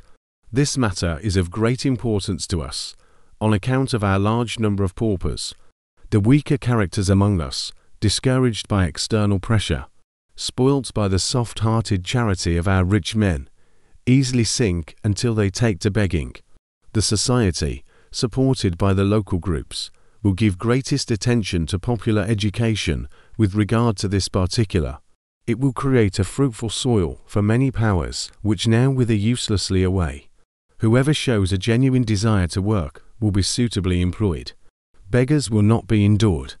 Whoever refuses to do anything as a free man will be sent to the workhouse. On the other hand, we shall not relegate the old to an almshouse. An almshouse is one of the cruelest charities which our stupid good nature ever invented. There our old people die out of pure shame and mortification. There they are already buried. But we will leave even to those who stand on the lowest grade of intelligence the consoling illusion of their utility in the world. We will provide easy tasks for those who are incapable of physical labor, for we must allow for diminished vitality in the poor of an already enfeebled generation. But future generations shall be dealt with otherwise. They shall be brought up in liberty for a life of liberty. We will seek to bestow the moral salvation of work on men of every age and of every class, and thus our people will find their strength again in the land of the 7-hour day. Plans of the towns. The local groups will delegate their authorized representatives to select sites for towns. In the distribution of land, every precaution will be taken to effect a careful transfer with due consideration for acquired rights. The local groups will have plans of the towns, so that our people may know beforehand where they are to go, in which towns and in which houses they are to live. Comprehensive drafts of the building plans previously referred to will be distributed among the local groups. The principle of our administration will be strict centralization of our local group's autonomy. In this way, the transfer will be accomplished with the minimum of pain. I do not imagine all this to be easier than it actually is. On the other hand, people must not imagine it to be more difficult than it is in reality. The departure of the middle classes. The middle classes will involuntarily be drawn into the outgoing current, for their sons will be officials of the society or employees of the company over there. Lawyers, doctors, technicians of every description, young business people. In fact, all Jews who are in search of opportunities, who now escape from oppression in their native country, to earn a living in foreign lands, will assemble on a soil so full of fair promise. The daughters of the middle classes will marry these ambitious men. One of them will send for his wife or fiancée to come out to him, another for his parents, brothers and sisters. Members of a new civilization marry young. This will promote general morality and ensure sturdiness in the new generation. And thus we shall have no delicate offspring of late marriages, children of fathers who spent their strength in the struggle for life.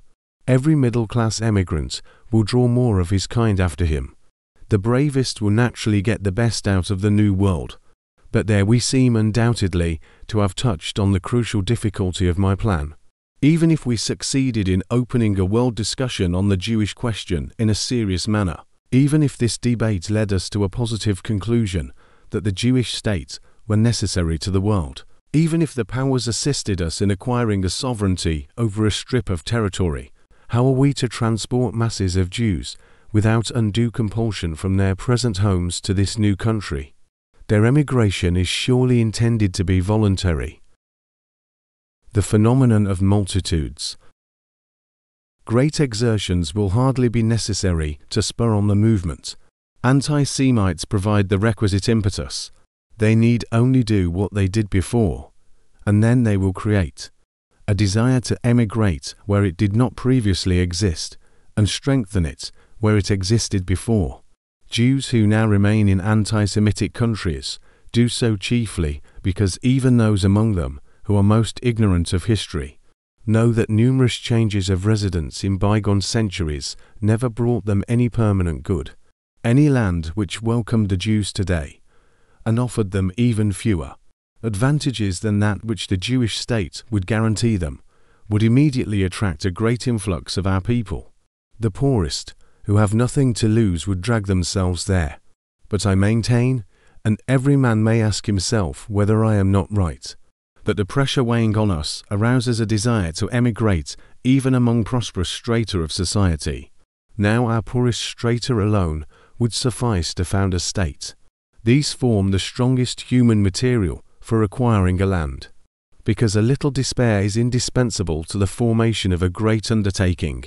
But when our desperadoes increase the value of the land by their presence and by the labour they expend on it, they make it at the same time increasingly attractive as a place of settlement to people who are better off. Higher and yet higher strata will feel tempted to go over. The expedition of the first and poorest settlers will be conducted by company and society conjointly, and will probably be additionally supported by existing emigration and Zionist societies. How may a number of people be directed to a particular spot without being given express orders to go there? There are certain Jewish benefactors on a large scale who try to alleviate the sufferings of the Jews by Zionist experiments. To them this problem also presented itself, and they thought to solve it by giving the emigrants money or means of employment. Thus the philanthropist said, "We pay these people to go there." Such a procedure is utterly wrong, and all the money in the world will not achieve its purpose. On the other hand, the company will say, "We shall not pay them, we shall let them pay us. We shall merely offer them some inducements to go." A fanciful illustration will make my meaning more explicit. One of those philanthropists, whom we will call the Baron, and myself both wish to get a crowd of people onto the plain of Longchamps near Paris on a hot Sunday afternoon. The Baron, by promising them 10 francs each, will, for 200,000 francs, bring out 20,000 perspiring and miserable people, who will curse him for having given them so much annoyance, whereas I will offer these 200,000 francs as a prize for the swiftest racehorse, and then I shall have to put up barriers to keep the people off Longchamps. They will pay to go in, 1 franc, 5 francs, 20 francs. The consequence will be that I shall get 500,000 of people out there. The President of the Republic will drive up a la Daumont, and the crowds will enjoy and amuse themselves.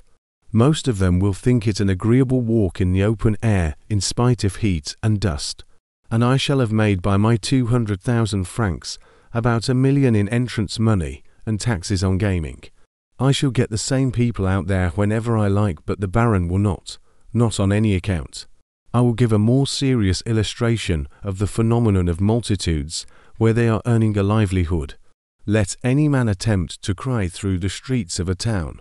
Whoever is willing to stand all day long through a winter's terrible cold, through a summer's tormenting heat, in an iron hall exposed on all sides, there to address every passer-by, and to offer him fancy wares, or fish, or fruit, will receive 2 florins, or 4 francs or something similar. How many people would go to the hall? How many days would they hold out when hunger drove them there? And if they held out, what energy would they display in trying to persuade passers-by to buy fish, fruit and fancy wares? We shall set about it in a different way, in places where trade is active, and these places we shall the more easily discover, since we ourselves direct trade whithersoever we wish.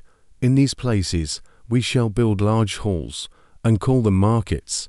These halls might be worse built and more unwholesome than those above mentioned, and yet people would stream towards them. But we shall use our best efforts, and we shall build them better, and make them more beautiful than the first. And the people, to whom we had promised nothing, because we cannot promise anything without deceiving them, these excellent, keen business men will gaily create most active commercial intercourse. They will harangue the buyers unweariedly.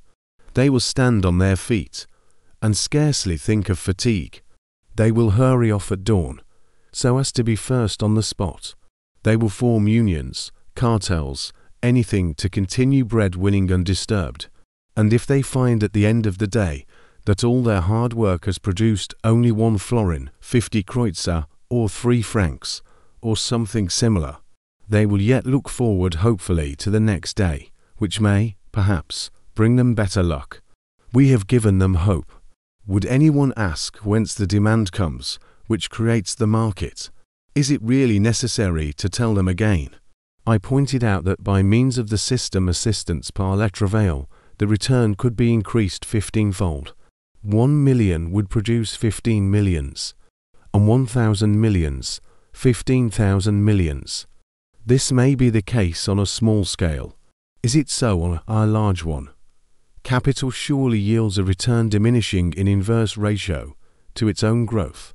Inactive and inert capital yields this diminishing return, but active capital brings in a marvelously increasing return.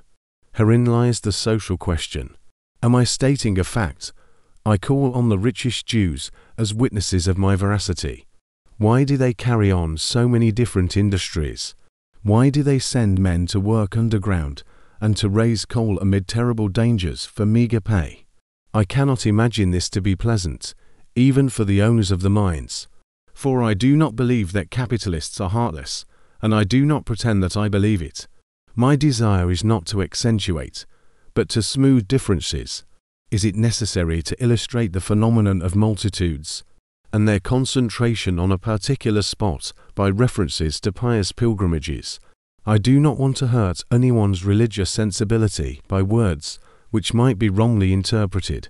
I shall merely refer quite briefly to the Muhammadan pilgrimages to Mecca, the Catholic pilgrimages to Lourdes, and to many other spots whence men return comforted by their faith, and to the Holy Hock at Troia. Thus we shall also create a centre for the deep religious needs of our people. Our ministers will understand us first, and will be with us in this. We shall let every man find salvation over there in his own particular way. Above and before all, we shall make room for the immortal band of our freethinkers, who are continually making new conquests for humanity. No more force will be exercised on anyone than is necessary for the preservation of the state and order, and the requisite force will not be arbitrarily defined by one or more shifting authorities. It will be fixed by iron laws. Now, if the illustrations I gave make people draw the inference that a multitude can be only temporarily attracted to centres of faith, of business, or of amusement, the reply to their objection is simple. Whereas one of these objects by itself would certainly only attract the masses, all these centres of attraction combined would be calculated permanently to hold and satisfy them. For all these centres together form a single, great, long-sought object, which our people has always longed to attain, for which it has kept itself alive, for which it has been kept alive by external pressure, a free home. When the movement commences, we shall draw some men after us and let others follow. Others again will be swept into the current, and the last will be thrust after us. These last hesitating settlers will be the worst off, both here and there. But the first, who go over with faith, enthusiasm, and courage will have the best positions. Our human material. There are more mistaken notions abroad concerning Jews than concerning any other people, and we have become so depressed and discouraged by our historic sufferings that we ourselves repeat and believe these mistakes. One of these is that we have an immoderate love of business. Now it is well known that wherever we are permitted to take part in the rising of classes, we give up our business as soon as possible. The great majority of Jewish businessmen give their sons a superior education. Hence, the so-called Judaizing of all intellectual professions. But even in economically feebler grades of society, our love of trade is not so predominant as is generally supposed. In the eastern countries of Europe, there are great numbers of Jews who are not traders and who are not afraid of hard work either. The Society of Jews will be in a position to prepare scientifically accurate statistics of our human forces. The new tasks and prospects that await our people in the new country will satisfy our present handicraftsmen and will transform many present small traders into manual workers. A peddler who travels about the country with a heavy pack on his back is not so contented as his persecutors imagine. The 7-hour day will convert all of his kind into workmen. They are good, misunderstood people, who now suffer perhaps more severely than any others. The Society of Jews will, moreover, busy itself from the outset with their training as artisans. Their love of gain will be encouraged in a healthy manner. Jews are of a thrifty and adaptable disposition, and are qualified for any means of earning a living, and it will therefore suffice to make small trading unremunerative, to cause even present peddlers to give it up altogether. This could be brought about, for example, by encouraging large department stores which provide all necessaries of life. These general stores are already crushing small trading in large cities. In a land of new civilization, they will absolutely prevent its existence. The establishment of these stores is further advantageous because it makes the country immediately habitable for people who require more refined necessaries of life. Habits is a reference to the little habits and comforts of the ordinary man, in keeping with the serious nature of this pamphlet. I think it is in keeping, and, moreover, very important, for these little habits are the 1,001 fine delicate threads which together go to make up an unbreakable rope.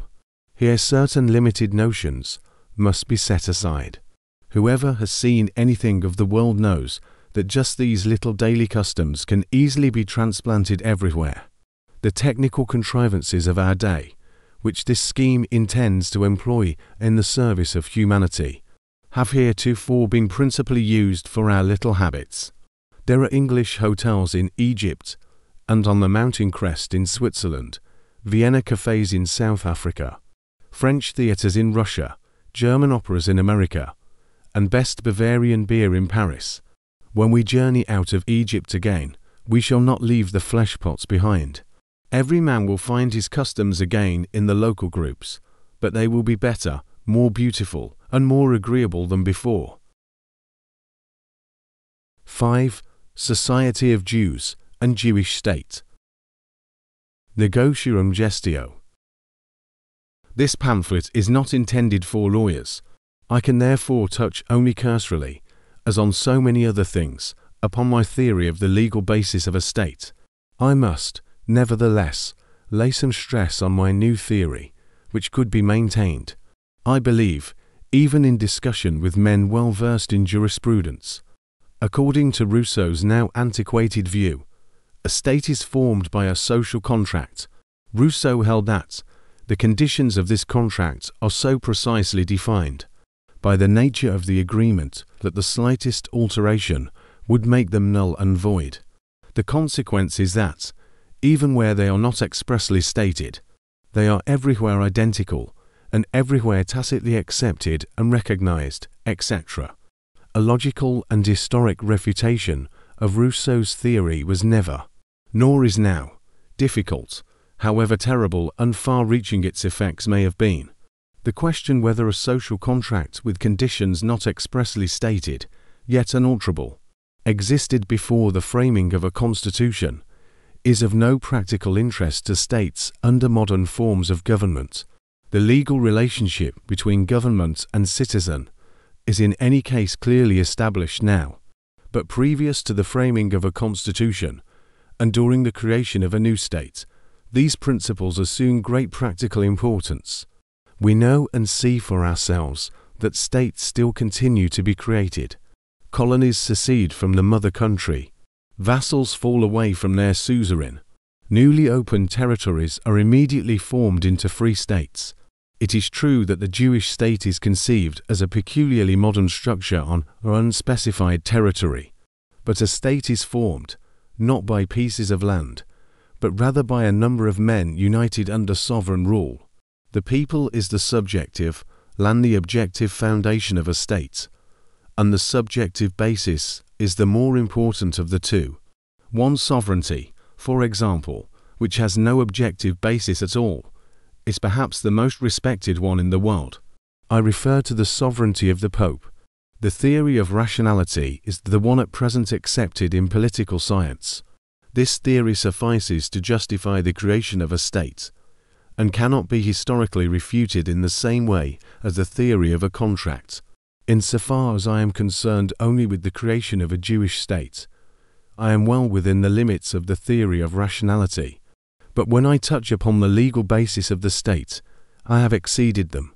The theories of a divine institution, or of superior power, or of a contract, and the patriarchal and patrimonial theories do not accord with modern views.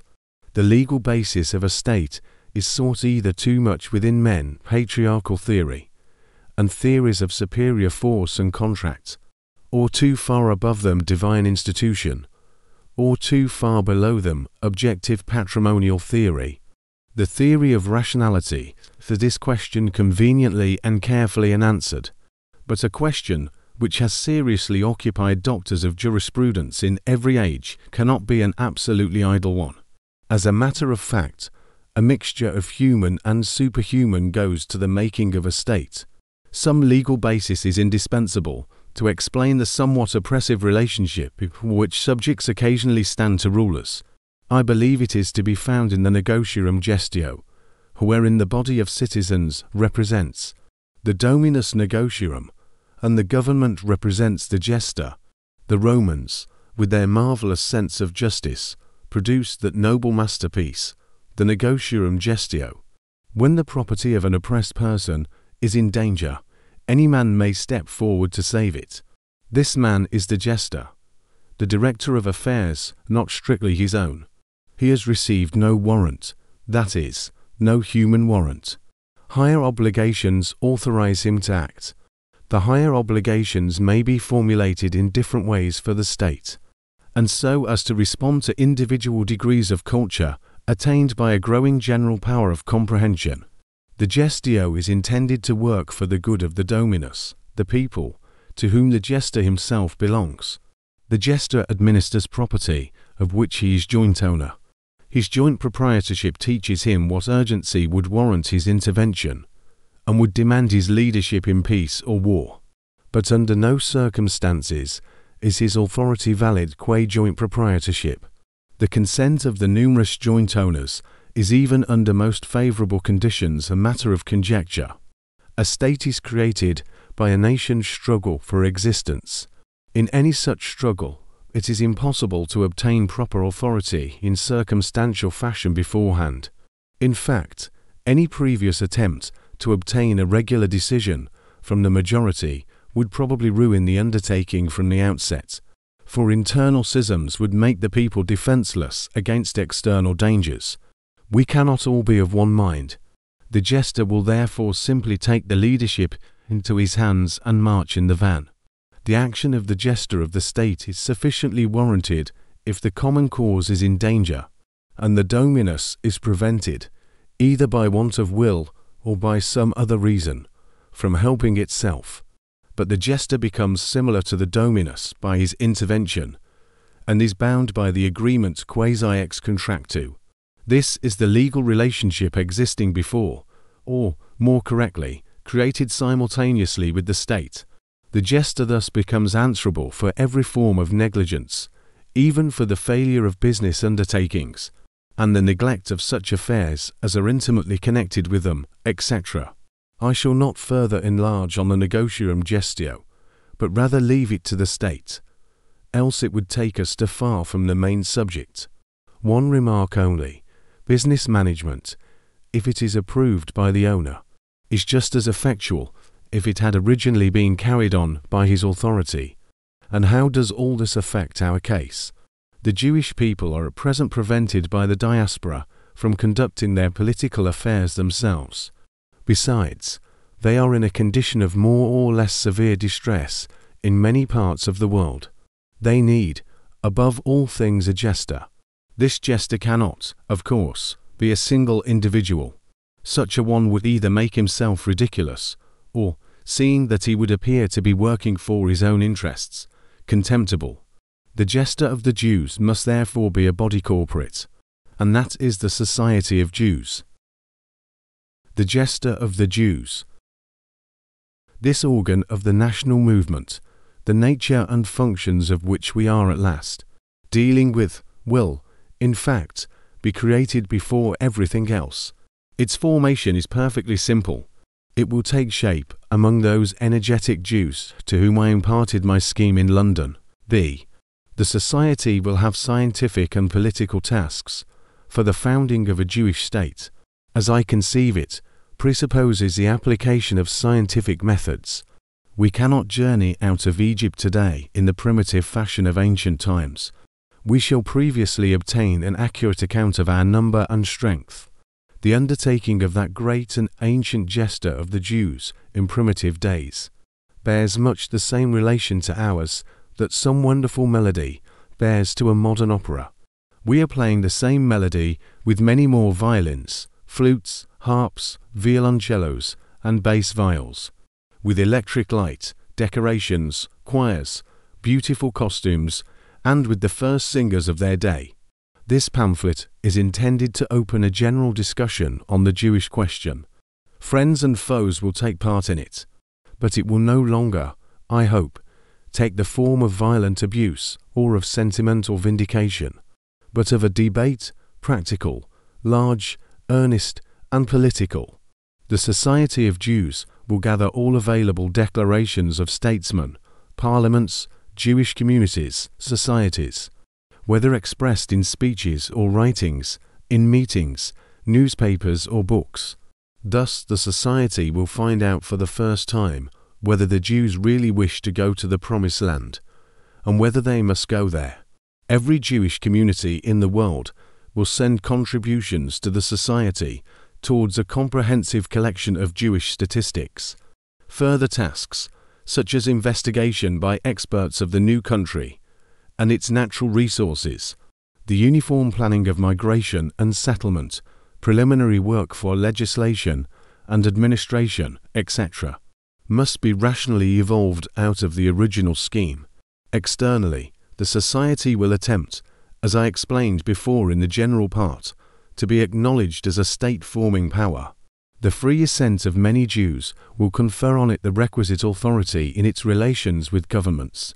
Internally, that is to say, in its relation with the Jewish people, the Society will create all the first indispensable institutions. It will be the nucleus out of which the public institutions of the Jewish state will later on be developed. Our first object is, as I said before, supremacy, assured to us by international law, over a portion of the globe sufficiently large to satisfy our just requirements. What is the next step? The occupation of the land. When nations wandered in historic times, they let chance carry them, draw them, fling them hither and thither, and like swarms of locusts they settled down indifferently anywhere. For in historic times the earth was not known to man, but this modern Jewish migration just proceed in accordance with scientific principles. Not more than 40 years ago gold digging was carried on in an extraordinarily primitive fashion. What adventurous days were those in California! A report brought desperadoes together from every quarter of the earth. They stole pieces of land, robbed each other of gold, and finally gambled it away, as robbers do. But today, what is gold digging like in the Transvaal today? Adventurous vagabonds are not there. Sedate geologists and engineers alone are on the spot to regulate its gold industry, and to employ ingenious machinery in separating the ore from surrounding rock. Little is left to chance now. Thus we must investigate and take possession of the new Jewish country by means of every modern expedient. As soon as we have secured the land, we shall send over a ship, having on board the representatives of the Society, of the Company, and of the local groups, who will enter into possession at once. These men will have 3 tasks to perform: 1. An accurate, scientific investigation of all natural resources of the country, to the organization of a strictly centralized administration, 3. The distribution of land. These tasks intersect one another, and will all be carried out in conformity with the now familiar object in view. One thing remains to be explained, or namely, how the occupation of land according to local groups is to take place. In America, the occupation of newly opened territory is set about in naive fashion. The settlers assemble on the frontier, and at the appointed time make a simultaneous and violent rush for their portions. We shall not proceed thus to the new land of the Jews. The lots in provinces and towns will be sold by auction, and paid for, not in money, but in work. The general plan will have settled on streets, bridges, waterworks, etc., necessary for traffic. These will be united into provinces. Within these provinces, sites for towns will be similarly sold by auction.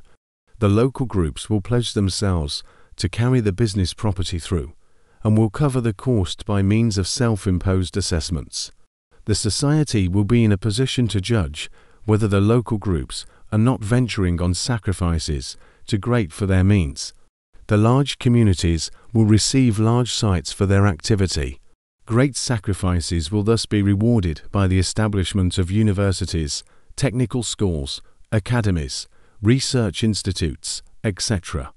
And these government institutes, which do not have to be concentrated in the capital, will be distributed over the country. The personal interest of the buyers and, if necessary, the local assessment will guarantee the proper working of what has been taken over. In the same way as we cannot, and indeed do not wish to obliterate distinctions between single individuals, so the differences between local groups will also continue. Everything will shape itself quite naturally. All acquired rights will be protected, and every new development will be given sufficient scope. Our people will be made thoroughly acquainted with all these matters. We shall not take others unawares or mislead them any more than we shall deceive ourselves. Everything must be systematically settled beforehand. I merely indicate this scheme. Our keenest thinkers will combine in elaborating it. Every social and technical achievement of our age and of the more advanced age which will be reached before the slow execution of my plan is accomplished must be employed for this object. Every valuable invention which exists now or lies in the future must be used. By these means a country can be occupied and a state founded in a manner as yet unknown to history, and with possibilities of success such as never occurred before. Constitution. One of the great commissions which the society will have to appoint will be the Council of State Jurists. These must formulate the best, that is, the best modern constitution possible. I believe that a good constitution should be of moderately elastic nature. In another work I have explained in detail what forms of government I hold to be the best. I think a democratic monarchy and an aristocratic republic are the finest forms of a state, because in them the form of state and the principle of government are opposed to each other, and thus preserve a true balance of power. I am a staunch supporter of monarchical institutions, because these allow of a continuous policy, and represent the interests of a historically famous family born and educated to rule, whose desires are bound up with the preservation of the state. But our history has been too long interrupted for us to attempt direct continuity of ancient constitutional forms without exposing ourselves to the charge of absurdity. A democracy without a sovereign's useful counterpoise is extreme in appreciation and condemnation, tends to idle discussion in parliaments, and produces that objectionable class of men, professional politicians. Nations are also really not fit for unlimited democracy at present, and will become less and less fitted for it in the future. For a pure democracy presupposes a predominance of simple customs, and our customs become daily more complex with the growth of commerce and increase of culture. Le resort d'une démocratique est la vertu, said wise Montesquieu. And where is this virtue, that is to say, this political virtue, to be met with? I do not believe in our political virtue. First, because we are no better than the rest of modern humanity. And, secondly, because freedom will make us show our fighting qualities at first. I also hold a settling of questions by the referendum to be an unsatisfactory procedure, because there are no simple political questions which can be answered merely by yes and no. The masses are also more prone even than parliaments to be led away by heterodox opinions, and to be swayed by vigorous ranting. It is impossible to formulate a wise internal or external policy in a popular assembly. Politics must take shape in the upper strata and work downwards. But no member of the Jewish state will be oppressed. Every man will be able and will wish to rise in it. Thus a great upward tendency will pass through our people. Every individual, by trying to raise himself, raising also the whole body of citizens, the ascent will take a normal form, useful to the state and serviceable to the national idea. Hence I incline to an aristocratic republic. This would satisfy the ambitious spirit in our people, which has now degenerated into petty vanity. Many of the institutions of Venice pass through my mind, but all that which caused the ruin of Venice must be carefully avoided. We shall learn from the historic mistakes of others, in the same way as we learn from our own. For we are a modern nation, and wish to be the most modern in the world. Our people, who are receiving the new country from the society, will also thankfully accept the new constitution it offers them. Should any opposition manifest itself, the society will suppress it.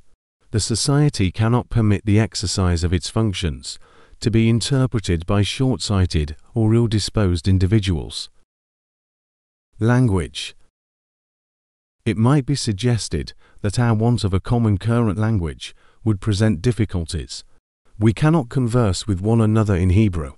Who amongst us has a sufficient acquaintance with Hebrew to ask for a railway ticket in that language? Such a thing cannot be done.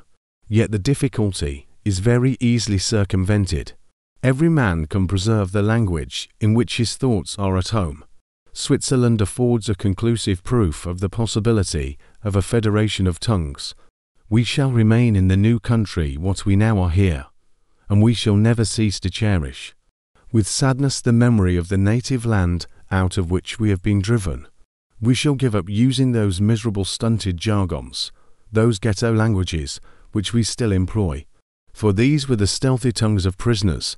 Our national teachers will give due attention to this matter, and the language which proves itself to be of greatest utility for general intercourse will be adopted without compulsion as our national tongue.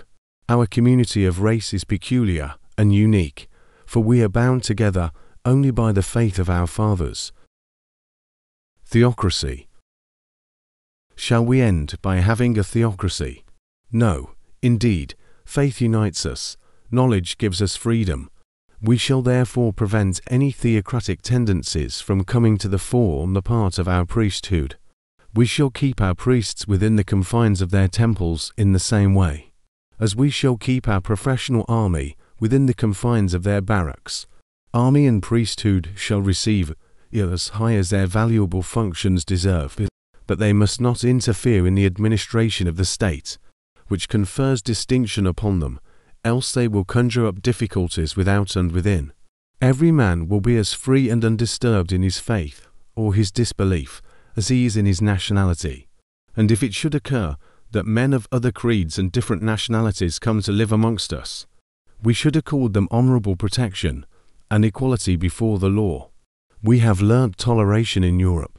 This is not sarcastically said, for the anti-Semitism of today could only in a very few places be taken for old religious intolerance.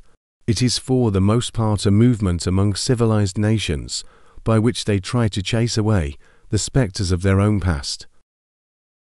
LAWS. When the idea of a state begins to approach realization, the Society of Jews will appoint a council of jurists to do the preparatory work of legislation. During the transition period, these must act on the principle that every emigrant Jew is to be judged according to the laws of the country which he has left.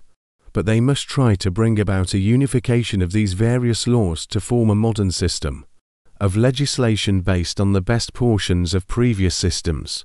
This might become a typical codification, embodying all the just social claims of the present day. The army.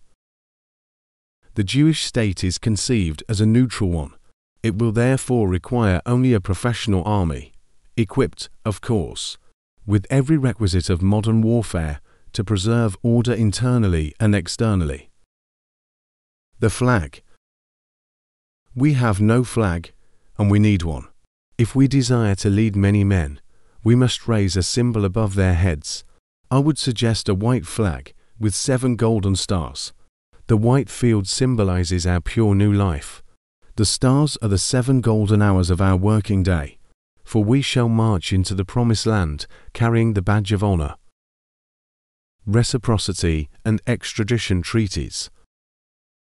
The new Jewish state must be properly founded, with due regard to our future honorable position in the world. Therefore, every obligation in the old country just be scrupulously fulfilled before leaving.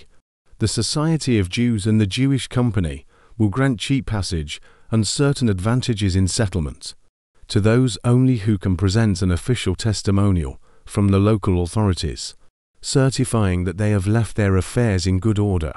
Every just private claim originating in the abandoned countries will be heard more readily in the Jewish state than anywhere else. We shall not wait for reciprocity. We shall act purely for the sake of our own honor. We shall thus perhaps find, later on, that law courts will be more willing to hear our claims than now seems to be the case in some places. It will be inferred, as a matter of course, from previous remarks, that we shall deliver up Jewish criminals more readily than any other state would do, till the time comes when we can enforce our penal code on the same principles as every other civilized nation does. There will therefore be a period of transition, during which we shall receive our criminals only after they have suffered due penalties. But, having made amends, they will be received without any restrictions whatever, for our criminals also must enter upon a new life. Thus emigration may become to many Jews a crisis with a happy issue. Bad external circumstances, which ruin many a character, will be removed, and this change may mean salvation to many who are lost. Here I should like briefly to relate a story across in an account of the gold mines of Witwatersrand. One day a man came to the Rand, settled there, tried his hand at various things, with the exception of gold mining, till he founded an ice factory, which did well. He soon won universal esteem by his respectability, but after some years he was suddenly arrested. He had committed some defalcations as banker in Frankfurt, had fled from there, and had begun a new life under an assumed name. But when he was led away as prisoner, the most respected people in the place appeared at the station, bade him a cordial farewell and au revoir, for he was certain to return. How much this story reveals. A new life can regenerate even criminals, and we have a proportionately small number of these. Some interesting statistics on this point are worth reading, entitled The Criminality of Jews in Germany by Dr. P.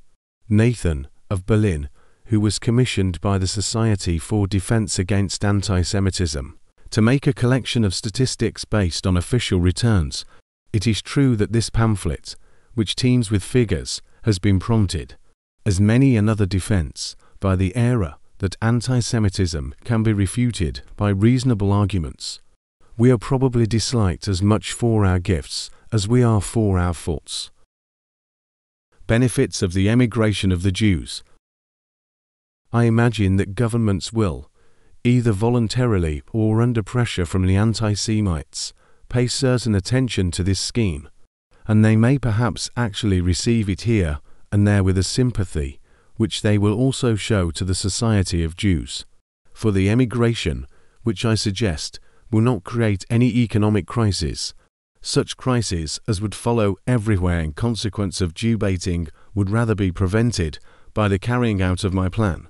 A great period of prosperity would commence in countries which are now anti-Semitic, for there will be, as I have repeatedly said, an internal migration of Christian citizens into the positions slowly and systematically evacuated by the Jews. If we are not merely suffered, but actually assisted to do this, the movement will have a generally beneficial effect. That is a narrow view, from which one should free oneself, which sees, in the departure of many Jews, a consequent impoverishment of countries. It is different from a departure, which is a result of persecution, for then property is indeed destroyed, as it is ruined in the confusion of war. Different again, as the peaceable voluntary departure of colonists, wherein everything is carried out with due consideration for acquired rights, and with absolute conformity to law, openly and by light of day, under the eyes of the authorities and the control of public opinion. The emigration of Christian proletarians to different parts of the world would be brought to a standstill by the Jewish movement. The states would have a further advantage in the enormous increase of their export trade. 4. Since the emigrant Jews over there would depend, for a long time to come, on European productions, they would necessarily have to import them. The local groups would keep up a just balance, and the customary needs would have to be supplied for a long time at the accustomed places. Another, and perhaps one of the greatest advantages, would be the ensuing social relief. Social dissatisfaction would be appeased during the 20 or more years which the emigration of the Jews would occupy, and would in any case be set at rest during the whole transition period. The shape which the social question may take depends entirely on the development of our technical resources. Steam power concentrated men in factories about machinery where they were overcrowded, and where they made one another miserable by overcrowding. Our present enormous, injudicious, and unsystematic rate of production is the cause of continual severe crises which ruin both employers and employees. Steam crowded men together. Electricity will probably scatter them again, and may perhaps bring about a more prosperous condition of the labour market. In any case, our technical inventors, who are the true benefactors of humanity, will continue their labours after the commencement of the emigration of the Jews, and they will discover things as marvellous as those we have already seen, or indeed more wonderful even than these. The word impossible has ceased to exist in the vocabulary of technical science. Were a man who lived in the last century to return to the earth, he would find the life of today full of incomprehensible magic. Wherever the moderns appear with our inventions, we transform the desert into a garden. To build a city takes in our time as many years as it formerly required centuries. America offers endless examples of this. Distance has ceased to be an obstacle. The spirit of our age has gathered fabulous treasures into its storehouse. Every day this wealth increases. 100,000 heads are occupied with speculations and research at every point of the globe, and what anyone discovers belongs the next moment to the whole world. We ourselves will use and carry on every new attempt in our Jewish land, and just as we shall introduce the 7-hour day as an experiment for the good of humanity, so we shall proceed in everything else in the same humane spirit, making of the new land a land of experiments and a model state. After the departure of the Jews, the undertakings which they have created will remain where they originally were found, and the Jewish spirit of enterprise will not even fail where people welcome it. For Jewish capitalists will be glad to invest their funds where they are familiar with surrounding conditions, and whereas Jewish money is now sent out of countries on account of existing persecutions, and is sunk in most distant foreign undertakings, it will flow back again in consequence of this peaceable solution, and will contribute to the further progress of the countries which the Jews have left. 6. Conclusion. How much has been left unexplained, how many defects, how many harmful superficialities, and how many useless repetitions in this pamphlet, which I have thought over so long and so often revised. But a fair-minded reader, who has sufficient understanding to grasp the spirit of my words, will not be repelled by these defects. He will rather be roused thereby to cooperate with his intelligence and energy in a work which is not one man's task alone, and to improve it. Have I not explained obvious things and overlooked important objections? I have tried to meet certain objections, but I know that many more will be made, based on high grounds and low. To the first class of objections belongs the remark that the Jews are not the only people in the world who are in a condition of distress. Here I would reply that we may as well begin by removing a little of this misery, even if it should at first be no more than our own. It might further be said that we ought not to create new distinctions between people. We ought not to raise fresh barriers. We should rather make the old disappear. But men who think in this way are amiable visionaries, and the idea of a native land will still flourish when the dust of their bones will have vanished tracelessly in the winds. Universal brotherhood is not even a beautiful dream. Antagonism is essential to man's greatest efforts. But the Jews, once settled in their own state, would probably have no more enemies. As for those who remain behind, since prosperity enfeebles and causes them to diminish, they would soon disappear altogether. I think the Jews will always have sufficient enemies, such as every nation has, but once fixed in their own land, it will no longer be possible for them to scatter all over the world. The diaspora cannot be reborn, unless the civilization of the whole earth should collapse, and such a consummation could be feared by none but foolish men. Our present civilization possesses weapons powerful enough for its self-defense. Innumerable objections will be based on low grounds, for there are more low men than noble in this world. I have tried to remove some of these narrow-minded notions, and whoever is willing to fall in behind our white flag with its 7 stars must assist in this campaign of enlightenment. Perhaps we shall have to fight first of all against many an evil-disposed, narrow-hearted, short-sighted member of our own race. Again, people will say that I am furnishing the anti-Semites with weapons. Why so? Because I admit the truth. Because I do not maintain that there are none but excellent men against us. Will not people say that I am showing our enemies the way to injure us? This I absolutely dispute. My proposal could only be carried out with the free consent of a majority of Jews. Action may be taken against individuals, or even against groups of the most powerful Jews, but governments will never take action against all Jews. The equal rights of the Jew before the law cannot be withdrawn where they have once been conceded. For the first attempt at withdrawal would immediately drive all Jews, rich and poor alike, into the ranks of revolutionary parties. The beginning of any official acts of injustice against the Jews invariably brings about economic crises. Therefore, no weapons can be effectually used against us, because these injure the hands that wield them. Meantime, hatred grows apace. The rich do not feel it much, but our poor do. Let us ask our poor, who have been more severely proletarized since the last removal of anti-Semitism than ever before. Some of our prosperous men may say that the pressure is not yet severe enough to justify emigration, and that every forcible expulsion shows how unwilling our people are to depart. True, because they do not know where to go, because they only pass from one trouble into another, but we are showing them the way to the promised land, and the splendid force of enthusiasm does fight against the terrible force of habit. Persecutions are no longer so malignant as they were in the Middle Ages.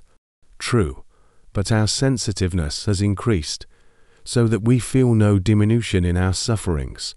Prolonged persecution has overstrained our nerves. Will people say, again, that our enterprise is hopeless, because even if we obtained the land with supremacy over it, the poor only would go with us? It is precisely the poorest whom we need at first. Only the desperate make good conquerors. Will someone say, were it feasible, it would have been done long ago? It has never yet been possible. Now it is possible.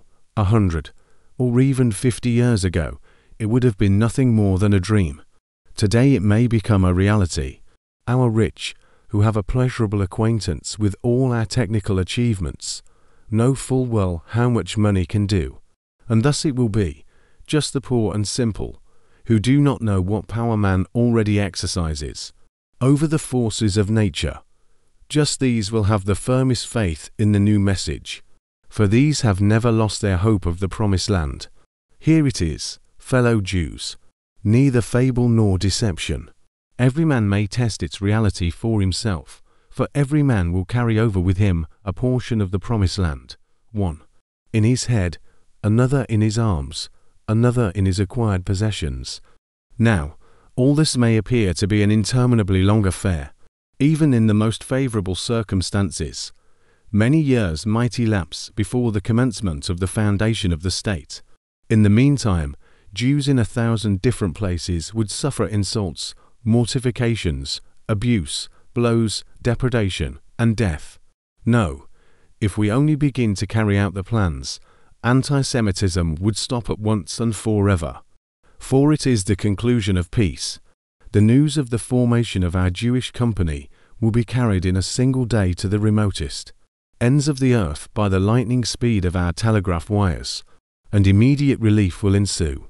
The intellects which we produce so superabundantly in our middle classes will find an outlet in our first organizations, as our first technicians, officers, professors, officials, lawyers, and doctors. And thus the movement will continue in swift but smooth progression. Prayers will be offered up for the success of our work in temples and in churches also, for it will bring relief from an old burden, which all have suffered. But we must first bring enlightenment to men's minds. The idea must make its way into the most distant, miserable holes where our people dwell. They will awaken from gloomy brooding, for into their lives will come a new significance. Every man need think only of himself, and the movement will assume vast proportions. And what glory awaits those who fight unselfishly for the cause. Therefore I believe that a wondrous generation of Jews will spring into existence. The Maccabeans will rise again. Let me repeat once more my opening words. The Jews who wish for a state will have it. We shall live at last as free men on our own soil, and die peacefully in our own homes. The world will be freed by our liberty, enriched by our wealth, magnified by our greatness, and whatever we attempt there to accomplish for our own welfare will react powerfully and beneficially for the good of humanity.